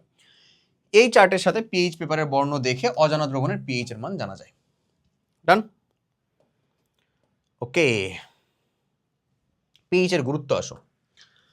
পিএইচ এর গুরুত্ব অনেক বেশি, অনেক বেশি বলতে পারো অনেক বেশি। কৃষিক্ষেত্রে থেকে শুরু করে তোমার প্রসাধনী যন্ত্রপাতি, আমাদের ত্বকের পিএইচ, অর্থাৎ আমাদের দেখা যায় না আমার পেটের পিএইচ, সব কিছুই খুবই গুরুত্বপূর্ণ। রক্তের পিএইচ, মূত্রের পিএইচ। ত্বকের পিএইচটা আমাদের হয় হচ্ছে একটু অম্লীয় প্রকৃতির, মূত্রের পিএইচও ক্ষারীয়, ত্বক এর পিএইচ যেটা আমাদের হচ্ছে রক্তের পিএইচ সেটা হচ্ছে ক্ষারীয়। রক্তের পিএইচটা অনেক গুরুত্বপূর্ণ, 7.35 থেকে 7.45। এই পিএইচ এর মান যদি একটু পরিবর্তিত হয় তাহলে আমাদের জীবন মরণ নিয়ে টানাটানি লাগবে রীতিমতন। এটা কেন, এটা আরো পরে যেয়ে শিখবা। দেখো, কৃষিক্ষেত্রে জীবদেহে বিভিন্ন জৈব রাসায়নিক বিক্রিয়ায় প্রসাধনী ব্যবহারে পিএইচ এর গুরুত্ব অপরিসীম। ওকে, আমরা যে সাবান ব্যবহার করি সেটা ক্ষারীয়, বাট ফেস ওয়াশ যেটা ব্যবহার করি সেটা ঈষৎ অম্লীয় টাইপের হয়। কৃষিক্ষেত্রে পিএইচ, আমাদের দেশে কৃষিকাজে মাটির পিএইচ এর মান খুব গুরুত্বপূর্ণ। পিএইচ এর মানটা সাধারণত নিউট্রাল টাইপের রাখতে হয়। যদি দেখা যায় পিএইচ এর মান খুব কমে গেছে, তার মানে হচ্ছে অম্লীয় হয়ে গেছে, সেখানে আমরা চুন প্রয়োগ করি সাধারণত। এটা পুকুরেও প্রয়োগ করা হয়, চাষের মাছের সময় হচ্ছে চুন প্রয়োগ করা হয় দেখবা। আর যদি দেখা যায় যে পিএইচ এর মান অনেক বেড়ে গেছে, তখন আমরা সেটাকে নিউট্রালে নিয়ে আসার জন্য অ্যামোনিয়াম ফসফেট, অ্যামোনিয়াম নাইট্রেট এই সকল কিছু যোগ করি, যেটার জলীয় দ্রবণটা হচ্ছে অম্লীয় প্রকৃতির। এমন দেখো, উদ্ভিদ তার শরীরের পুষ্টির জন্য মাটি থেকে বিভিন্ন আয়ন পানি শোষণ করে থাকে, এজন্য মাটির পিএইচ এর মান 6 থেকে 8, এই যে বললাম না 6 থেকে 8, অর্থাৎ নিউট্রালের মধ্যে থাকা, এর মধ্যে হলে সবচেয়ে ভালো। আবার মাটির পিএইচ এর মান 3 বা 10 এর বেশি হলে, 3 এর কম মানে অনেক অম্লীয়, 10 এর বেশি মানে অনেক ক্ষারীয়, মাটিতে যে উপকারী অণুজীব সেগুলো মারা যায়। মাটির পিএইচ এর মান কমে গেলে পরিমাণ মতো চুন, বললাম পরিমাণ মতো চুন ব্যবহার করা হয়। কেন? যেন চুন ব্যবহার করে পিএইচ এর মানটা কমে গেছে, মানে হাইড্রোজেন আয়ন বেড়ে গেছে, তো তুমি বা অম্লীয় পরিমাণ বেড়ে গেছে, তুমি ক্ষার যোগ করলা, তাহলে সেটা নিউট্রাল হবে। আবার পিএইচ এর মান বেড়ে গেলে পরিমাণ মতো অ্যামোনিয়াম সালফেট, অ্যামোনিয়াম ফসফেট এই সকল সার ব্যবহার করা হয়। ওকে, যেন পিএইচ এর মানটাকে একটু কমানো যায়। বুঝাইতে পারছি আশা করি। এই যে এই চার্টটা, এই চার্টটা থেকে মানুষের ত্বক মাস্ট মনে রাখতে হবে, তারপরে হচ্ছে চলে আসো রক্ত, মাস্ট মনে রাখতে হবে, পাকস্থলীটা মনে রাখাই যায়, আর হচ্ছে যে মূত্রটাও মনে রেখো, তাইলেই হয়েছে। ওকে, মানে পাকস্থলীর ভিতরে পিএইচ মানে অধিক অম্লীয় থাকে, মানে HCl এটা থাকে একেবারে, বুঝছো, 1 থেকে 2 থাকে, যে 1 এমন। ত্বকের পিএইচটা থাকে হচ্ছে 4.8 থেকে 5.5, দেখো এটা অম্লীয় প্রকৃতির থাকে না, অম্লীয় প্রকৃতির। মূত্রটা 6 মানে অম্ল বুঝাচ্ছে, মানে এটা নিউট্রাল থেকে অম্লীয় অল্প স্বল্প। রক্ত 7.5 থেকে 7. এখানে বলতেছে 7.43 থেকে 7.45, এটা 7.35 থেকে 7.45 হয়, যেটা তোমার বইয়ের ইয়েতে থাকে, MCQ এর অপশনে থাকে, সেটা দাগাবা। ওকে, অগ্নাশয় এটা দরকার হয় না, অগ্নাশয়ের ভিতরে ক্ষারীয় থাকবে 8.1, এই তিনটা দেখো, তাইলে হয়েছে। চলো কিছু কোশ্চিন সলভ করি, তাহলে তুমি বুঝতে পারবা। এই যে এটা দেখার পরে কিছু কোশ্চিন সলভ করি। প্রসাধনীতে পিএইচ, যেটা মানুষের ত্বক পরিষ্কার করতে, সৌন্দর্য রক্ষায়, চুল পরিষ্কার করতে পিএইচ ব্যবহার করা হয়। ত্বকের পিএইচ এর মান যেটা বললামই 4.8 থেকে 5.5 এর মধ্যে রাখতে হয়। ওকে, অম্লীয় প্রকৃতির, যা ত্বকে জীবাণু আক্রমণ বা বংশবৃদ্ধি প্রতিরোধ করে, তাই প্রসাধনী 4.8 থেকে 5.5 এ রাখা জরুরি, যেটা তুমি ফেস ওয়াশ ব্যবহার করো। তাই এই যে অনেকে বলে না যে আমরা ভাইয়া মানে আমরা তো কি করি না করি সেটা আলাদা হিসাব, বাট গায়ে মাখা সাবানকেও আমরা মুখে টুখে মাখি, যেটা উচিত না, কারণ গায়ে মাখা সাবান একটা ক্ষারীয় প্রকৃতির, আর আমাদের ত্বকের পিএইচটা অম্লীয় রাখতে হয়, বুঝছো, এটার জন্য ফেস ওয়াশটাই বেটার, হ্যান্ড ওয়াশ মুখের মাখার জন্য না, নিশ্চয়ই আশা করি বুঝছো আমি কি বলতে যাচ্ছি। ওকে, দেখো মানুষের রক্তের পিএইচ এর মান কত, এই যে 7.35 থেকে 7.45, রাইট আনসার সি। ওকে, মানুষের ত্বকের পিএইচ এর মান কত থাকা ভালো, বিশেষ করে যেটা মুখমণ্ডলের, সেটা যে 4.8 থেকে 5.5, ডান। ওকে, চলো আমরা প্রশমন বিক্রিয়ার কনসেপ্টটা পড়ে ফেলি, তারপরে হচ্ছে অ্যাসিড বৃষ্টির ওইখানে যে আমি হচ্ছে যে পানিটা খাবো আর কি। ওকে, সো প্রশমন বিক্রিয়ার কনসেপ্টটা কেন পড়তে চাইলাম বলো তো, কারণ এটা মানে অলরেডি 2 জায়গাতে 2-3 বার করে আলোচনা করা হয়েছে। তো প্রশমন বিক্রিয়াটা কি, অম্লের সাথে ক্ষারের বিক্রিয়াতে লবণ এবং পানি তৈরি হবে, সেটা হচ্ছে প্রশমন বিক্রিয়া বা নিউট্রালাইজেশন রিঅ্যাকশন।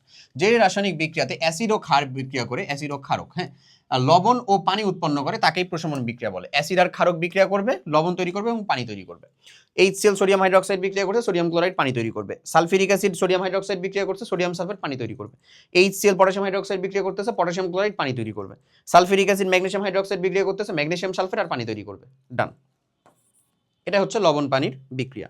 প্রশমন বিক্রিয়াটা আমার মানে প্র্যাকটিক্যালি অনেক ক্ষেত্রে গুরুত্বপূর্ণ কিছু ভূমিকা পালন করে বা কাজে লাগে, সেটা কি সেটাই আমরা পড়বো। দেখো দৈনন্দিন জীবনে প্রশমন বিক্রিয়ার গুরুত্ব, এটা অলরেডি আমরা রাসায়নিক বিক্রিয়ার ভিতরে কিছুটা পড়ছিলাম, এখন এসে আরেকটু পড়তেছি। পরিপাক, খাদ্য হজম করতে পাকস্থলীতে হাইড্রোক্লোরিক অ্যাসিড নিঃসৃত হয়। এই HCl কিন্তু অনেক কনসেন্ট্রেটেড যাকে বলে। তো আমাদের যখন হচ্ছে খাবার দাবারে অনিয়ম হয়, অতিরিক্ত ভাজা পোড়া আমরা খাই, তখন অতিরিক্ত HCl যেটা নিঃসৃত হয়, এটার জন্য আমরা অ্যাসিডিটি প্রবলেমে ভুগি। কোনো কারণে পাকস্থলীতে এই অ্যাসিডের পরিমাণ যদি বেশি হয়ে গেলে তখন পেটে অস্বস্তি বোধ হয়, সাধারণভাবে এটিকে অ্যাসিডিটি বলে। বেশি দিন অ্যাসিডিটি থাকলে পাকস্থলীতে যা যা মানে ঘা হয়ে যেতে পারে, তাকে আলসার বলে তখন, হ্যাঁ। তাই এই অ্যাসিডকে প্রশমিত করতে অ্যান্টাসিড নামক ওষুধ আমরা খাই। ওকে, এই অ্যান্টাসিডটা কি, অ্যালুমিনিয়াম অক্সাইড অথবা ম্যাগনেসিয়াম হাইড্রোক্সাইডের একটা ওষুধ। এটা হচ্ছে এই যে দেখো অ্যান্টাসিডে ম্যাগনেসিয়াম, অ্যালুমিনিয়াম অক্সাইড এবং ম্যাগনেসিয়াম হাইড্রোক্সাইড থাকে, এরা ক্ষার জাতীয় পদার্থ, তাই এটা পেটের অতিরিক্ত হাইড্রোক্লোরিক অ্যাসিডকে প্রশমিত করে। এই যে aluminium hydroxide HCl, aluminium chloride আর পানি, magnesium hydroxide HCl, magnesium chloride আর পানি। অম্ল ক্ষারের যে বিক্রিয়া, সিম্পল হিসাব পারবো না, তাহলে এই যে পাকস্থলীর যে বিক্রিয়া, এই বিক্রিয়া পাকস্থলীর বিক্রিয়াটাও আমাদের খ নাম্বারের বিক্রিয়ার জন্য গুরুত্বপূর্ণ একটা জিনিস, ঠিক আছে ভাই? ওকে ওকে, এবার ধরো হচ্ছে কাউকে মৌমাছিতে কামড় দিছে, ধরে নাও কাউকে মৌমাছিতে কামড় দিছিল, এখানে দেয় নাই, এখানে দিবে। আচ্ছা, মৌমাছিতে কামড় দিছে, মৌমাছি বা পিঁপড়া, আমি এটা বলে দিই, মৌমাছি বা পিঁপড়া, এদের যে কামড় সের ভিতরে থাকে হচ্ছে বা formic acid, HCOOH, formic acid, হ্যাঁ। তো এর সাথে তখন তুমি হচ্ছে ওখানে একটু কি চুন লাগাতে পারো বা চুনের পানি লাগাতে পারো, কিছু না থাকলে অ্যাটলিস্ট সাবান দিয়ে ধুইতে পারো, সাবানও তো ক্ষার আছে, ঠিক আছে। তো চুন লাগালে বেটার, তাহলে সেটা প্রশমিত হয়ে যায়, তাহলে আর জ্বালা করে না, নাহলে এই আক্রমণ থেকে জ্বালা করতে থাকে সেটা, তাহলে সেখানে ক্যালসিয়াম ফরম্যাট তৈরি হবে। এটা আসলে এমনি লেখে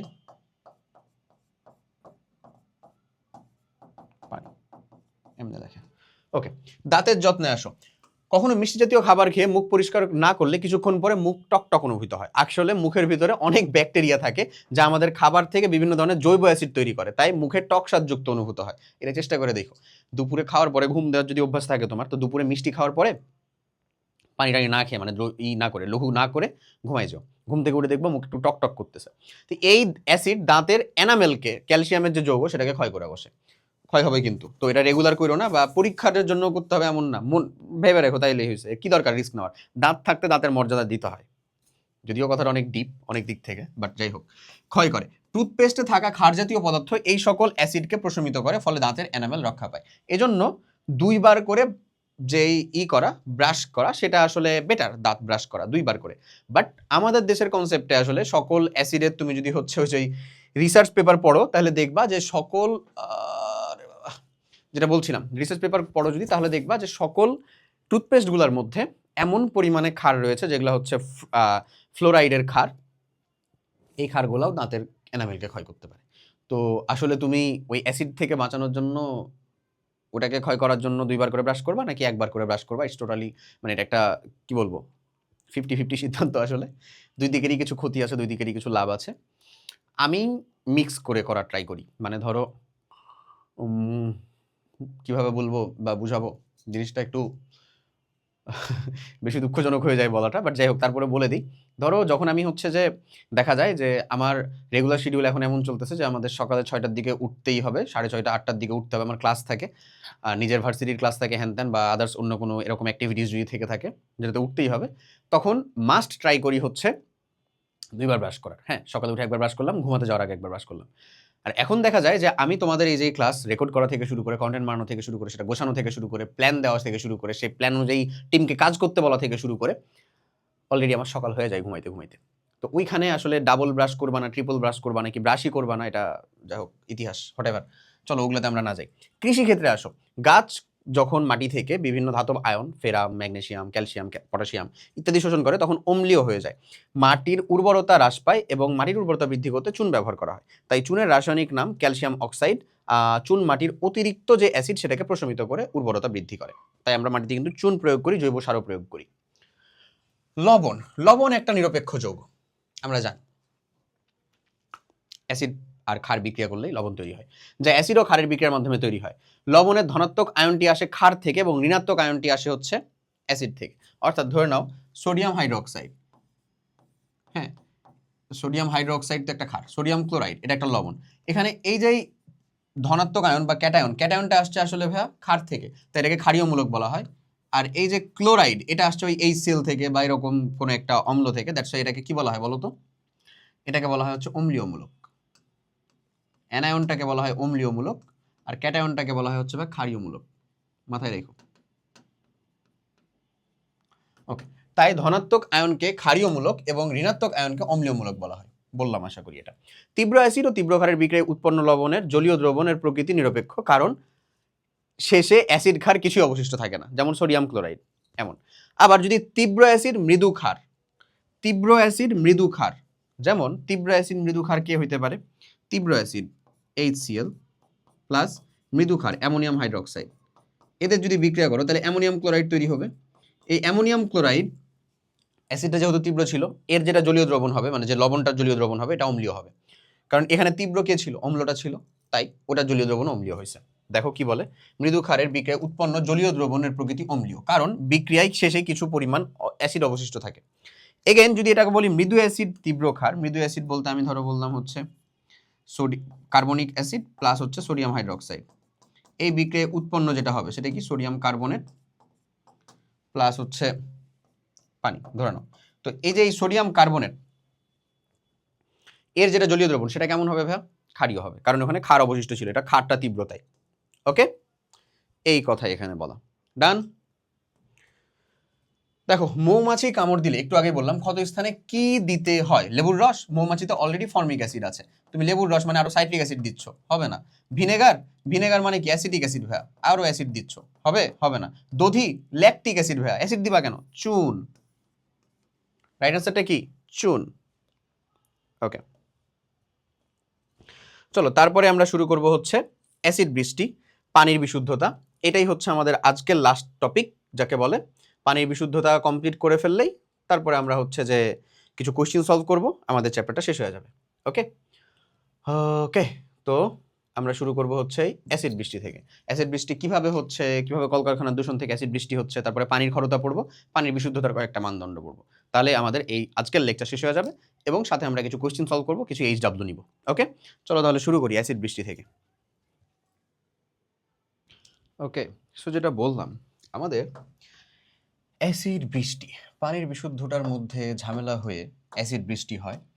মানবসৃষ্ট কারণে হয়, প্রকৃতিগত কারণের চাইতে মানবসৃষ্ট কারণেই বেশি হয়। আমাদের যে কলকারখানা, যানবাহন ইত্যাদি যেতের মধ্যে আমরা যে ফুয়েলটা ব্যবহার করি, ভালো করে বুঝো আমরা কি ব্যবহার করি, ফুয়েল বা যে জ্বালানিটা ব্যবহার করি, এই জ্বালানির মধ্যে যদি আসলে অতিরিক্ত পরিমাণে নাইট্রোজেন বা সালফার এই সকল যৌগ অবিশুদ্ধ আকারে থাকে, মানে জ্বালানিটা যদি প্রপারলি বিশুদ্ধ না হয়, অবিশুদ্ধ আকারে এই সালফারগুলো থাকে, তারপরে এদেরকে যখন আমরা বার্ন করি বা পোড়াই, সিম্পলি বলতে গেলে আমরা হচ্ছে যে পোড়াই বা হচ্ছে যে জ্বালানো লাগে। জ্বালানিকে কি করো তুমি, জ্বালিয়েই তো হচ্ছে যে তাপ এনার্জিটা নাও, তারপরে তো সেটা ইঞ্জিনে কাজে লাগে। সো যখন করো তখনই এখানে নাইট্রোজেনের অক্সাইড, তারপরে হচ্ছে সালফারের অক্সাইড, এরা সৃষ্টি হয়।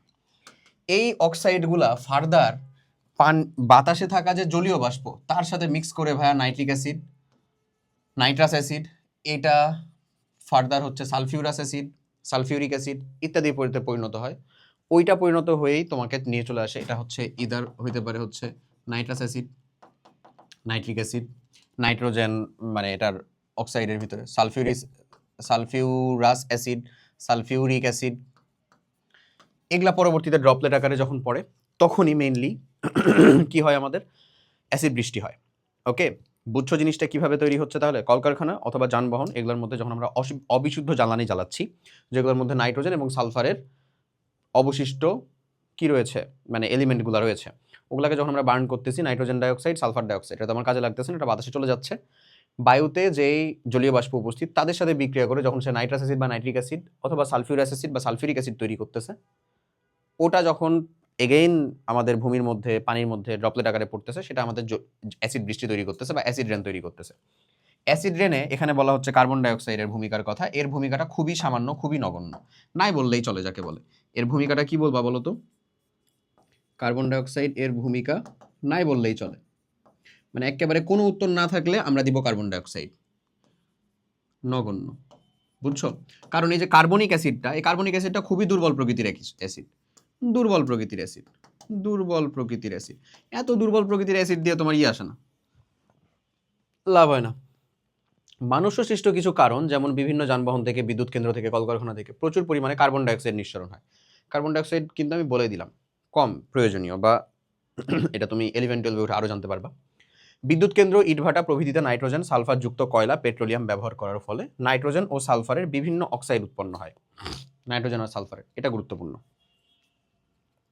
নাইট্রোজেনেরটা দেখো, নাইট্রাস অ্যাসিড, নাইট্রিক অ্যাসিড এমন তৈরি করতেছে।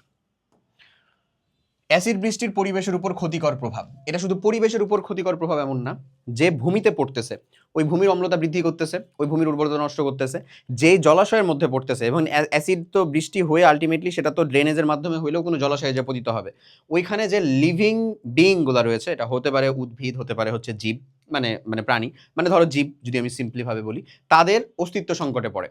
মাছ বাঁচতে পারবে না, এবং আরও যে প্রাণীগুলো রয়েছে যারা হচ্ছে যে পানির মধ্যে বেঁচে থাকে তারাও বাঁচতে পারবে না। ইভেন এটা আমাদের এই যে আমাদের স্থাপনা হোক, গাড়ি হোক, মানে আমাদের যে যানবাহন হোক, এগুলোর উপরেও যদি অ্যাসিড বৃষ্টি পতিত হয় সেটা তার ক্ষয় করে। তাহলে এটা সার্বিকভাবে আমাদের ক্ষতি করে, আমাদের উপরে পড়লে তো ক্ষতি আছেই। পানির পিএইচ এর মান 4 বা তার কম হলে তাকে অ্যাসিড বৃষ্টি বলে। অ্যাসিড বৃষ্টিতে নর্মাল সাধারণ পানির পিএইচটা কত থাকে বলো তো? সাধারণ পানির পিএইচ থাকে হচ্ছে 7.0, হ্যাঁ, বিশুদ্ধ পানির। এখন যেটা অ্যাসিড বৃষ্টি সেটা স্বভাবতই 6 থেকে, মানে অ্যাসিড বৃষ্টি না, যেটা হচ্ছে যে আমাদের বৃষ্টির পানি, সেটা স্বভাবতই 6 থেকে 7-এর মধ্যে থাকে, মানে সেটা ঈষৎ অম্লীয় প্রকৃতিরই হয়। কিন্তু এর পিএইচ যখন 4 থেকে ড্রপ করে, 4-এর থেকেও কমে যায়, তখন সেটাকে আমরা অ্যাসিড বৃষ্টি বলবো, অ্যাসিড রেইন। অ্যাসিড বৃষ্টির ফলে মাটি ও পানির পিএইচ এর মান কমে যায়, পানি অ্যাসিডিক হয়ে পড়ে, ফলে মাটি তার উর্বরতা হারায়, উপকারী অণুজীব ধ্বংস হয়ে যায়, জলাশয়ের মাছ মরে যায়, বনভূমি ধ্বংস হয়, দালান করা বিভিন্ন স্মৃতিসম্ভব ব্যাপকভাবে ক্ষয়প্রাপ্ত হয়, বললাম যেটা, ধাতু দ্বারা নির্মিত সেতু, জাহাজ, যানবাহন ইত্যাদি ক্ষয়প্রাপ্ত হয়। অ্যাসিড বৃষ্টির কারণে অম্লীয় হলে গাছপালা পাতা ঝরে পড়ে, নতুন গজানো ডালপালা শুকিয়ে যায়। এছাড়া অ্যাসিড বৃষ্টিতে ভিজলে ত্বকের মারাত্মক ক্ষতি হতে পারে, নিজেদের আমাদের ক্যান্সার হওয়ার সম্ভাবনাও রয়েছে। এসবের পাশাপাশি আরও অনেক সমস্যা সৃষ্টিকারী হিসেবে কাজ করে এই অ্যাসিড বৃষ্টি। ওকে, তাহলে এটা যদি ঘ নাম্বারে বা এরকম আর কি রিটেন আকারে থাকে, তুমি যেন পয়েন্ট করে লিখতে পারো, পয়েন্ট করে লিখতে পারো। ওকে, আচ্ছা, এরপরে চলে আসো হার্ডনেস। তুমি আসলে তোমার প্রিয় মানুষের প্রতি কতটা হার্ড, এটাই হচ্ছে এই জিনিসটা। খুব মজা করলাম, খুবই বাজে মজা, এমন না। হার্ডনেস মানে হচ্ছে পানির খরতা। পানির খরতা এই জিনিসটা আসলে কি, পানিতে আমাদের বেশ কিছু মেটাল রয়েছে, এই মেটালের কিছু যৌগ, স্পেসিফিক কিছু যৌগ যদি উপস্থিত থাকে তাহলে আমরা সেটাকে ক্ষরপানি বলি। স্পেসিফিক কিছু যৌগের ভিতরে হতে পারে হচ্ছে যে বাইকার্বনেট, কার্বনেট, সালফেট, ক্লোরাইড, এই সকল যৌগ। যদি আমরা বলতে পারি ধাতুর বাইকার্বনেট পানির মধ্যে, বাইকার্বনেট, ক্লোরাইড, সালফেট, এই সকল যৌগ উপস্থিত থাকলে তাকে আমরা বলি হচ্ছে ক্ষরপানি। যৌগ উপস্থিত থাকলে তা হচ্ছে আমাদের কি ক্ষরপানি। এখন মজাদার একটা জিনিস হচ্ছে এই ক্ষরতা দুই ভাগে ভাগ করা হয়। তার ভিতরে বাইকার্বনেট যুক্ত যদি থাকে তাহলে সেটাকে বলা হয় হচ্ছে আসলে অস্থায়ী ক্ষরতা বা টেম্পোরারি, যেটা আমাদের অস্থায়ী ক্ষরতা। আর যদি ক্লোরাইড আর সালফেট থাকে সেটা হচ্ছে আমাদের স্থায়ী ক্ষরতা। অস্থায়ী ক্ষরতাটাকে জাস্ট পানি ফুটালে বা বয়েল করলেই সেটা দূর হয়ে যায়। আর স্থায়ী ক্ষরতাটাকে দূর করার জন্য সোডিয়াম পারমোটেট পদ্ধতি আছে, পদ্ধতির নাম পারমোটিট। এই পদ্ধতিটা কি জানো, ওই যে ফিল্টারে আয়ন এক্সচেঞ্জ পদ্ধতিতে যেভাবে হচ্ছে স্থায়ী ক্ষরতাটাকে দূর করতে হয়। স্থায়ী ক্ষরতাটাকে কি বলতেছি, ধাতুর ক্যালসিয়াম বা ম্যাগনেসিয়ামের ক্লোরাইড বা সালফেট এই সকল যদি যুক্ত থাকে তাহলে। আর যেটা অস্থায়ী ক্ষরতা সেটার কথা বলতেছি ধাতব বাইকার্বনেট যদি থাকে তাহলে। এই জিনিসপাতিগুলো যেন আমাদের জন্য ক্লিয়ার থাকে। ওকে, এই জিনিসপাতি যেন আমাদের ক্লিয়ার থাকে, ক্লোরাইড বা সালফেট, আর এটা হচ্ছে ধাতব বাইকার্বনেট থাকলে সেটাকে আমরা যখন হিট দেই তখনই সেটা ধাতুর কার্বনেট আকারে অধক্ষিপ্ত হয়ে যায় এবং সেটার ক্ষরতা দূর হয়। কিন্তু যেখানে হচ্ছে ক্লোরাইড বা সালফেট যৌগ থাকে তাদেরকে আমরা সহজে দূর করতে পারি না, ওখানে আমাদের সোডিয়াম পারমোটেট পদ্ধতি লাগে। ওকে, এই যে এখানে দেখো দেওয়া আছে। অস্থায়ী ক্ষরতা ধাতুর বাইকার্বনেট লবণের জন্য হয়ে থাকে, দ্রুত অপসারণ করা যায়, তাপ দিলে অস্থায়ী ক্ষরতা দূর হয়ে যায়। এই যে বাইকার্বনেট হিট দাও ধাতব কার্বনেটের অধক্ষেপ পড়ে গেল, তার মানে সেটা আর পানিতেই নাই, তারপরে কার্বন ডাইঅক্সাইড তৈরি হলো, পানি তৈরি হলো। আর যেটা ক্লোরাইড বা সালফেট থাকে, ধাতুর ক্লোরাইড বা সালফেট থাকে, সেটার জন্য মানে পানির মধ্যে যদি উপস্থিত থাকে সেটার জন্য আমরা বলবো স্থায়ী ক্ষরতা। দ্রুত অপসারণ করা যায় না, তাপ দিয়ে স্থায়ী ক্ষরতা দূর করা সম্ভব নয়, বিভিন্ন বিক্রিয়ার মাধ্যমে করতে হয়। তো বিভিন্ন বিক্রিয়ার মধ্যে একটা হচ্ছে উপযুক্ত পদ্ধতি সোডিয়াম পারমোটিট, যেটার কথা আমি বললাম। এই পারমোটিট পদ্ধতিটা ব্যবহার করা হয় ফিল্টারে, টারকোল দিয়ে তুমি যে এসিআই পিওর ফিল্টার ব্যবহার করো, আরো অন্যান্য ফিল্টার ব্যবহার করো, সেটা এখানে একটা বিক্রিয়া দেওয়া আছে। ক্যালসিয়াম ক্লোরাইডের সাথে সোডিয়াম কার্বনেট বিক্রিয়া করে ক্যালসিয়াম কার্বনেট তৈরি করতেছে, সোডিয়াম ক্লোরাইড তৈরি করতেছে, এমন। ওকে, জাস্ট অতটুকু দেখে নিলেই হয়েছে। এরপরে আসো পানি দূষণ এবং দূষণ নিয়ন্ত্রণ। ওকে, পানি দূষণ এই জিনিসগুলো রিডিং, আমরা একেবারে শেষের দিকে আসি, রিডিং দিবা।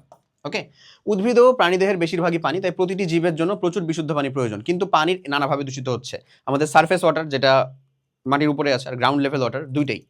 ওকে, গৃহস্থালীর বর্জ্য মলমূত্র বৃষ্টির পানিতে অন্যান্যভাবে ধুয়ে নদী, খালবিল, পুকুর, জলাশয়ে এসে পড়তেছে। হাসপাতাল হলে ওষুধ, রোগীর ব্যবহার্য যে দ্রব্য সেটা ধুয়ে জলাশয়ের পানিতে এসে পড়তেছে।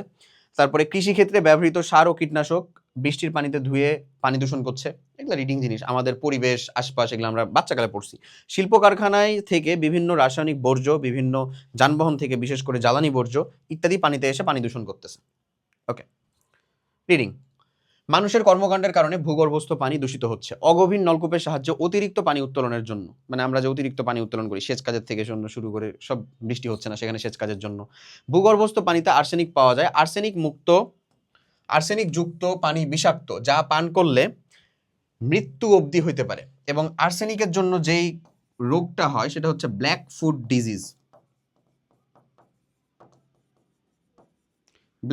ডিজিজ। এটা হচ্ছে আর্সেনিকের জন্য হয়, ছোপ হয়ে যায়, কালো ছোপ পায়ের মধ্যে এমন। এসব কারণে দুর্গন্ধযুক্ত বিষাক্ত পানি দুর্গন্ধযুক্ত হচ্ছে, বিষাক্ত হচ্ছে। এসব দূষণের পদার্থের সাথে লেড, ক্যাডমিয়াম, মার্কারি, ক্রোমিয়াম প্রভৃতি ভারী ধাতুও মেশে। ক্যাডমিয়ামের কারণে হয় হচ্ছে ইটাই। আচ্ছা, ভারী ধাতুগুলো মানুষের শরীরে ক্যান্সারের মতো কঠিন রোগ সৃষ্টি করতে পারে। ক্যান্সার তো আছে, এটা তো কমন, বুঝছো? দূষণ নিয়ন্ত্রণ করার জন্য কি করতে হবে? পরিশোধন করতে হবে। প্রথমত চেষ্টা থাকবে যেন এই যে দূষকগুলা উৎপন্ন হচ্ছে সেগুলো উৎপন্নই না হয়, ফার্স্ট যেটা টার্গেট থাকবে। তারপরে বিভিন্ন পরিশোধন প্রসেসে যেতে হবে। পৃথিবীতে পানি দূষণ দিন দিন বৃদ্ধি পাচ্ছে। পানির এই দূষণ রোধ করা একান্ত অপরিহার্য। উন্নত পয় নিষ্কাশন ব্যবস্থা নিশ্চিত করা, অর্থাৎ এই দূষিত পানিগুলো একদিকে আর ব্যবহারের পানিগুলো একদিকে। শিল্প কারখানায় বর্জ্য পরিশোধনাগার স্থাপন করা বাধ্যতামূলক, অর্থাৎ ও যে পানি ব্যবহার করছে সেই পানিটা যেন পুনর্ব্যবহার করতে পারে, অর্থাৎ ও যে দূষিত পানিটা ইউজ করতে হয় সেটা যেন বাইরে ও ডাম্প না করে, ও ভেতরেই যেন হচ্ছে যে কার্যক্রমগুলো চালাতে পারে। শহরের ট্যানারিগুলো বর্জ্য শোধন ব্যবস্থা প্রয়োজন। ট্যানারিগুলো শহরের বাইরে স্থাপন, যেটা বর্তমানে করা হয়েছে। ঢাকার ভিতরে আর কোনো ট্যানারি নাই, আগে হাজারীবাগ এরিয়ার মধ্যে ছিল, এখন সম্পূর্ণ সেটা সাভারে নিয়ে যাওয়া হয়েছে। ক্ষতিকর বিষাক্ত কীটনাশক ব্যবহার থেকে বিরত থাকা, এটা কৃষিক্ষেত্রে অধিক লাভের আশায় আমরা জাস্ট এরকমভাবে এই জিনিসপাতিগুলো ব্যবহার যেন না করি। পানিকে দূষণমুক্ত রাখতে ব্যাপক জনসচেতনতা সৃষ্টি। তাছাড়াও ছোট ছোট বায়োগ্যাস প্ল্যান্ট স্থাপন করে মানুষ ও পশু পাখির মলমূত্র ও গৃহস্থালির বর্জ্য ব্যবহার করে বায়োগ্যাস এবং জৈব সার পাওয়া যায়, যা আমাদের জ্বালানি সংকটের হ্রাস এবং কৃষিক্ষেত্রে সারের খরচ কমাতে সাহায্য করে। সরকারি প্রকল্প উপলক্ষেই কিন্তু গরুর যে বর্জ্য অর্থাৎ গোবর থেকে বায়োগ্যাসের উপায়টা কিন্তু দেওয়া হয়েছিল, তুমি দেখছো কিনা? এটা গ্রাম এলাকায় কিন্তু প্রতিস্থাপন করা হয়েছিল, সেখান থেকে বায়োগ্যাস কিন্তু পাওয়া যাইতো। যদিও এটা মেইনটেনেন্সের একটা বিষয় আছে, মানুষজন না করার কারণে খুব ধরো 1-1.5 বছর পরে এটা আর সচল থাকে না। আর মনে রাখতে হবে, দেশের সংগঠিত জনসচেতনতা ও জনমতই দূষণ রোধের সব থেকে কার্যকর উপায়। মানে আমরা নিজেরা সচেতন না হলে যত যাই বলি এগুলো নিয়ে আসলে লাভ নাই। এবার কিছু প্যারামিটার দেখো পানির বিশুদ্ধতার পরীক্ষার জন্য। বর্ণ ও গন্ধ পর্যবেক্ষণ। বিশুদ্ধ পানি বর্ণহীন এবং গন্ধহীন হয়। COD, chemical oxygen demand. COD এর মান যদি বেশি হয় তার মানে পানিটা বেশি দূষিত আর কি, সিম্পলি। সিওডি এর মান যত বেশি হবে সে পানি তত বেশি দূষিত। পানির তাপমাত্রা 30 থেকে 35 ডিগ্রি সেলসিয়াস হয়ে থাকে সাধারণত। BOD, biochemical oxygen demand. Biochemical oxygen demand বেশি হলেও পানি দূষিত, কম হলেও। ওকে, মানে বেশি হইলে পানি বেশি দূষিত, এটা বোঝায়। কোনো পানির বিওডি এর মান যত বেশি সেটা তত বেশি দূষিত। অর্থাৎ এখানে বোঝাচ্ছে যে ওইখানে যতগুলো জৈব দূষক আছে সেটাকে ধ্বংস করার জন্য আমার যতগুলা অক্সিজেন প্রয়োজন সেটা হচ্ছে বিওডি, বা যে পরিমাণে অক্সিজেন প্রয়োজন। তো যদি বিওডি এর মান বেশি তার মানে নিশ্চয়ই ওখানে দূষক বেশি আছে। পানির পিএইচ মান 7-এর কাছাকাছি হয় তখন সেটা বিশুদ্ধ। ওকে, দেখো পানি বিশুদ্ধকরণের বেশ কিছু টেকনিক। ক্লোরিনেশন, মানে তুমি দেখবা সুইমিং পুলের পানিগুলা, তুমি সুইমিং পুলে যদি যে থাকো দেখবা সুইমিং পুলের পানিগুলাকে মানে ব্লু কালারের একটা আভার পাওয়া যায় ওখানে। কেন? কারণ ওই পানিতে ক্লোরিন দেওয়া থাকে বিশুদ্ধ করার জন্য। ওকে, তারপরে ব্লিচ করা যায়, পানিকে থিতানো যায়। দেখো এখানে কি বলে, তুমি নিশ্চয়ই শুনেছো বন্যার সময় খাবার পানি পাওয়া যায় না, তখন পানি সাথে ব্লিচিং পাউডার যোগ করে পানি ছেঁকে পান করা হয়। এই পদ্ধতি সবচেয়ে সহজ। ক্লোরিন জারিত করার মাধ্যমে জীবাণু ধ্বংস করাকে ক্লোরিনেশন বলে। ক্লোরিন দিয়ে ক্লোরিনেশন। ওকে, এরপরে পানি ফুটানো। পানিকে 15 থেকে 20 মিনিট ফুটালে পানি জীবাণুমুক্ত হয়। আর্সেনিক যুক্ত পানি ফুটালে তা আরও ক্ষতিকর হয়, এটা মাথায় রাখতে হবে। আর্সেনিক গুরুত্বপূর্ণ জিনিস। আর্সেনিক 3+ থেকে আর্সেনিক 5 হয়ে যায়, যেটা ক্যান্সার সৃষ্টি করার জন্য অতিরিক্ত দায়ী। তো আর্সেনিক যুক্ত পানিকে ফুটে তুমি যদি পান করো আরও ক্ষতির। থিতানো, একে 1 বালতি পানি 1 চামচ ফিটকিরির সংকেতটা মাথায় রাখবা। পটাশিয়াম, এটা একটা দ্বিলবণ। Potassium sulphate, aluminium sulphate into 24 অণু পানি। পটাশিয়াম সালফেট, অ্যালুমিনিয়াম সালফেট, এটা মনে রাখতে পারো এমনে পল ইন্টু 24 অণু পানি। হ্যাঁ, পল 24, অর্থাৎ পটাশিয়াম সালফেট, অ্যালুমিনিয়াম সালফেট, দিয়ে অ্যালুমিনিয়াম সালফেট, 24 অণু পানি। ওকে, তারপরে গুঁড়া যোগ করে, ফ্যাক্টরির গুঁড়া যোগ করে আধা ঘন্টা রেখে দিলে পানির সব অপদ্রব্য থিতিয়ে বালতির তলায় জমানো হয়। তারপর তা থেকে পানি ঢেলে পৃথক করা হয়। এভাবে আমরা অদ্রবণীয় দূষককে দূর করতে পারি। এটা একটা গুরুত্বপূর্ণ প্রসেস। আগে বা পূর্বে গ্রামের মধ্যে এটা প্রচলিত একটা পদ্ধতি ছিল, এখন আর প্রয়োজন পড়ে না সেরকম। এখন ডিপ টিউবওয়েলের পানি মানে বেশ ভালো, এটাই বলা হয় আসলে। ছাঁকন, বর্তমানে বাজারে জীবাণু, আর্সেনিক ও অন্যান্য দূষক করার জন্য ফিল্টার পেপার পাওয়া যায়, আসলেই পাওয়া যায়, বা ফিল্টার পেপারও পাওয়া যায়, বা ফিল্টারও পাওয়া যায়। ফিল্টার তো তুমি যে ইলেকট্রিক ফিল্টার, তারপরে হচ্ছে যে পানিতে মানে পিউরিটের টিল্টার এগুলো আমরা ব্যবহার করি না, এটার কথা। ফিল্টার দিয়ে ছেঁকে বিশুদ্ধ পানি পাওয়া যায়। ওটাও দেখা যায় যে একটা নির্দিষ্ট টাইম পর কিট চেঞ্জ করতে হয় এমন। ডান, চলো আমরা কিছু কোশ্চেন সলভ করি। দেখেছো প্রথমে ফিটকিরির সংকেত কোনটি? কি বললাম? পল 24, একটা চ্যানেলের নাম ছিল, বুঝছো? পল 24। পটাশিয়াম সালফেট, অ্যালুমিনিয়াম সালফেট, 24 অণু পানি। Potassium sulphate into aluminium sulphate 24 অণু পানি, পল 24। ওকে, পটাশিয়াম সালফেট অ্যালুমিনিয়াম সালফেট 24 অণু পানি, potassium sulphate aluminium sulphate Al2SO3 24 অণু পানি। রাইট অ্যান্সারটা কি? ডি, পল 24। ডান। নেক্সট কোয়েশ্চেন কি বলে? দুর্বল অম্ল নিচের কোনটি? HCl না সবল, নাইট্রিক অ্যাসিড না সবল, কার্বনিক অ্যাসিড, হ্যাঁ কার্বনিক অ্যাসিড দুর্বল অম্ল। এগুলো আমরা কত করে পড়লাম, তাই না? পানির স্থায়ী ক্ষারতার জন্য দায়ী কি? বাইকার্বনেট যেটা ক্যালসিয়ামের মনে করে নাও, সেটা হচ্ছে অস্থায়ী ক্ষারতার জন্য দায়ী। বাকি ক্লোরাইড যৌগ বা সালফেট যৌগ সেগুলো হচ্ছে কি স্থায়ী ক্ষারতার জন্য দায়ী। ক্যালসিয়াম সালফেট হ্যাঁ, কার্বনেট না, ম্যাগনেসিয়াম ক্লোরাইড ইয়েস। তার মানে 1 আর 3 স্থায়ী ক্ষারতার জন্য। ওকে, মৌমাছি কামড় দিলে ক্ষতস্থানে কি দিতে হবে? বললাম এটা ফর্মিক অ্যাসিড, সো এটাকে নিউট্রাল করার জন্য আমরা দিব হচ্ছে চুন। ডান। বিশুদ্ধ পানির পিএইচ এর মান কত? নিউট্রাল 7.0 ভাইয়া, 7 এর আশেপাশে থাকলে।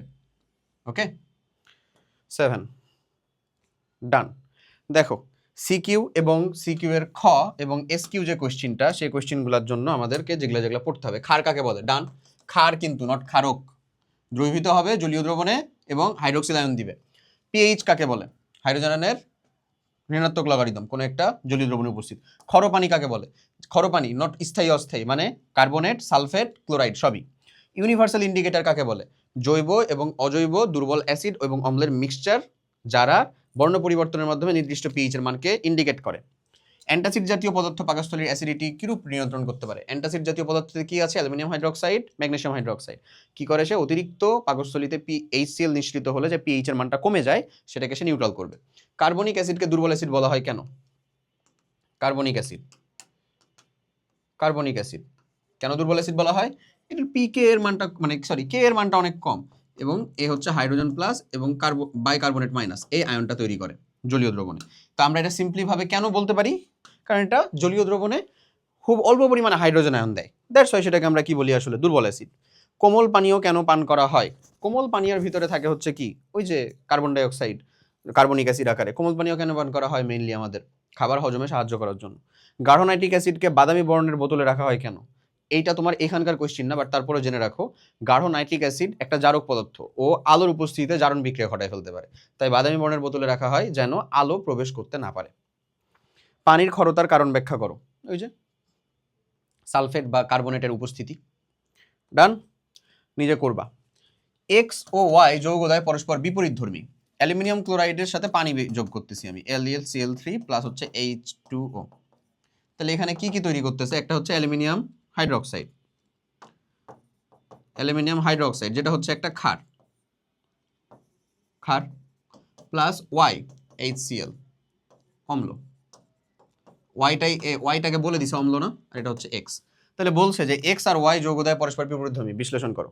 ক্ষারের সকল বৈশিষ্ট্য লিখবা। লাল লিটমাসকে নীল করে, জলীয় দ্রবণে হাইড্রোক্সিল আয়ন দেয়, অম্লের সাথে বিক্রিয়া করে লবণ পানি উৎপন্ন করে, কটু স্বাদযুক্ত, পিচ্ছিল, এই সকল বৈশিষ্ট্য অম্লের বৈশিষ্ট্যগুলো লিখবা। হাইড্রোজেন আয়ন দিবে, বাকি সকল বৈশিষ্ট্য। ওকে, সকল বৈশিষ্ট্যগুলো লিখবো আমরা। তাহলে ডান।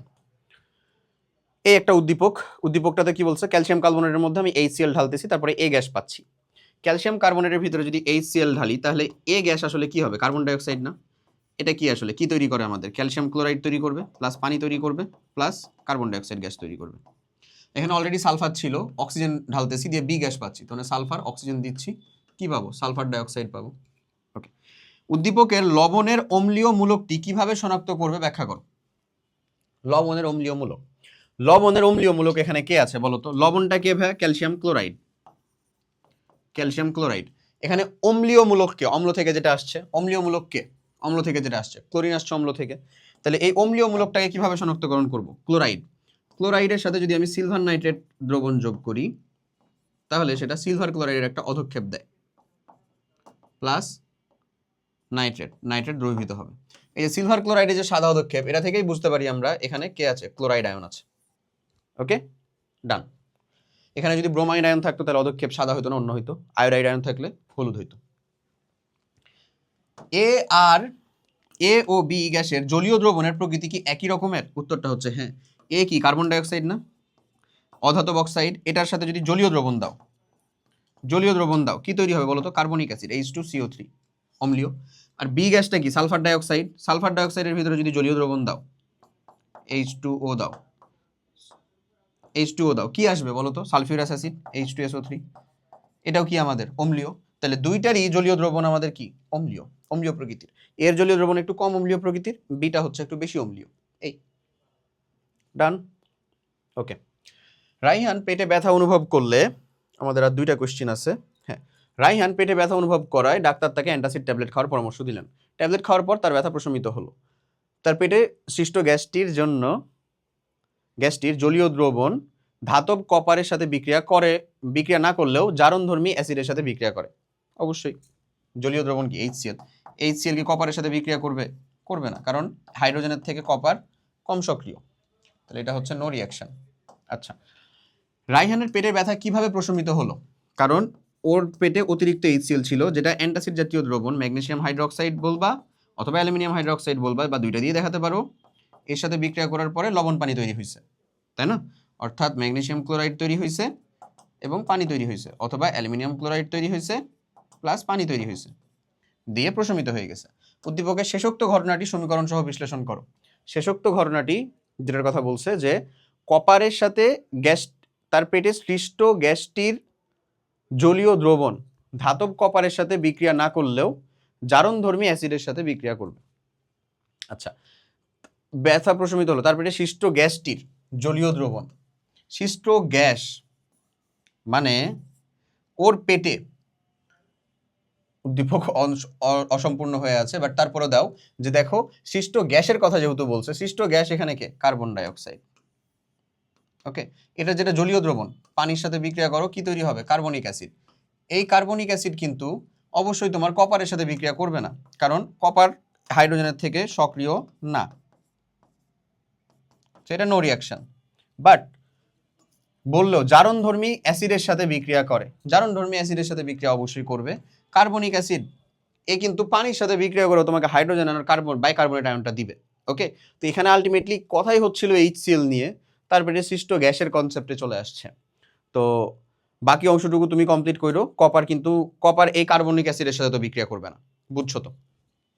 এখানে কি ছিল? নো রিয়াকশন না? এটুকু তো আমরা দেখছিলামই। ওকে, 19-এর আসা কোশ্চেন। নেক্সট দেখো, magnesium hydroxide HCl, magnesium chloride পানি, অ্যাসিড এবং ক্ষার বিক্রিয়া করে লবণ পানি তৈরি করতেছে। Calcium oxide, carbon dioxide, calcium carbonate, calcium ফ্লোরিনের সাথে বিক্রিয়া করলে ক্যালসিয়াম ফ্লোরাইড বিক্রিয়া করতেছে। আমাদের দৈনন্দিন জীবনে 1 নং প্রকৃতির বিক্রিয়ার ভূমিকা কি? প্রশমন বিক্রিয়ার যে ভূমিকাগুলো একটু আগেই পড়লাম, কৃষিক্ষেত্রে ভূমিকা।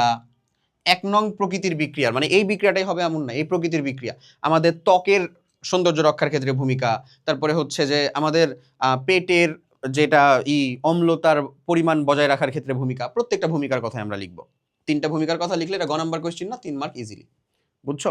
কৃষিক্ষেত্রে ভূমিকা মানে অম্লের পরিমাণ বেড়ে গেলে আমরা চুন দিব কৃষিক্ষেত্রে। তারপরে হচ্ছে ত্বকের পিএইচ রক্ষার ক্ষেত্রে। তারপরে হচ্ছে পাকস্থলী বা পেটের অম্লতা ঠিক করতে, অম্লতা রক্ষায়। ডান, বুঝছো? এই ডান। সো খতম। অবশেষে তো যারা শেষ পর্যন্ত কমপ্লিট করলা ভাইয়া, অবভিয়াসলি অনেক অনেক থ্যাংক ইউ। হ্যাঁ, অনেক অনেক থ্যাংক ইউ। আশা করি বুঝাইতে পারছি। নোট সহ কমপ্লিট করছো নিশ্চয়ই। এই নোটটাকে নিয়েই ভালো মতো হচ্ছে প্র্যাকটিসে নামো। ঢাবি বোর্ড 19-এর যে কোয়েশ্চেনটা ওখানে যে রেখে দিলাম, ভুলটা কি ছিল ওটা দেখো, গ্যাসের কথা কেন বলছে, কি বলছে, পরেরটুকু দেখো ক্লিয়ারলি। হ্যাঁ, তারপরে এর মানে এমন একটা কোয়েশ্চেন ছিল, নট শিওর যে আমি ওইটাই, সো ওইখানে উদ্দীপক একটু অসম্পূর্ণ ছিল, আমার কাছে প্রবলি লাগতেছে এটা ওই টাইপের একটা, তো এটা একটু দেখে নিও। আচ্ছা, প্র্যাকটিস। আর তারপরে হচ্ছে যে আমি দরকার হলে যদি না হয় আমারও রিচ করো বা গ্রুপে জানাও, আমরা হচ্ছে যে সেটার জন্য সেপারেট দিব, কন্টেন্ট দিয়ে দিব। আচ্ছা, নোট প্র্যাকটিস, তারপরে এখান থেকে দিতে যাওয়া হচ্ছে এই এক্সাম যেটা এই প্রোগ্রামের সাথে যুক্ত, তারপরে যাওয়া হচ্ছে ভাই রিভিশন। এই হচ্ছে বেসিক স্ট্র্যাটেজি তোমার, আর কিচ্ছু না। মেক শিওর করো যে এই কাজগুলো তোমার দ্বারা করা হচ্ছে, তোমাকে আটকানোর আর কেউ নাই। তোমার বেলা কোয়েশ্চেন কম্বাইন হোক আলাদা হোক এটাই শোনা, তুমি ইনশাল্লাহ ভালো করবা, তোমাকে ভালো করতেই হবে, তোমার ফেরার কোনো পথ নাই। ঘন্টা বেজে গেছে, মাথায় রেখো, ঘন্টা বেজে গেছে অলরেডি।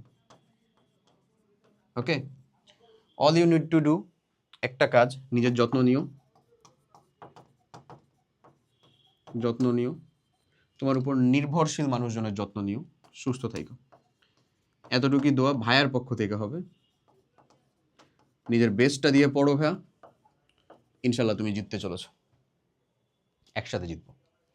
সবাই অনেক অনেক ভালো থাকো, দেখা হবে নেক্সট ক্লাসে। টিল দেন, আল্লাহ হাফেজ, আসসালামু আলাইকুম।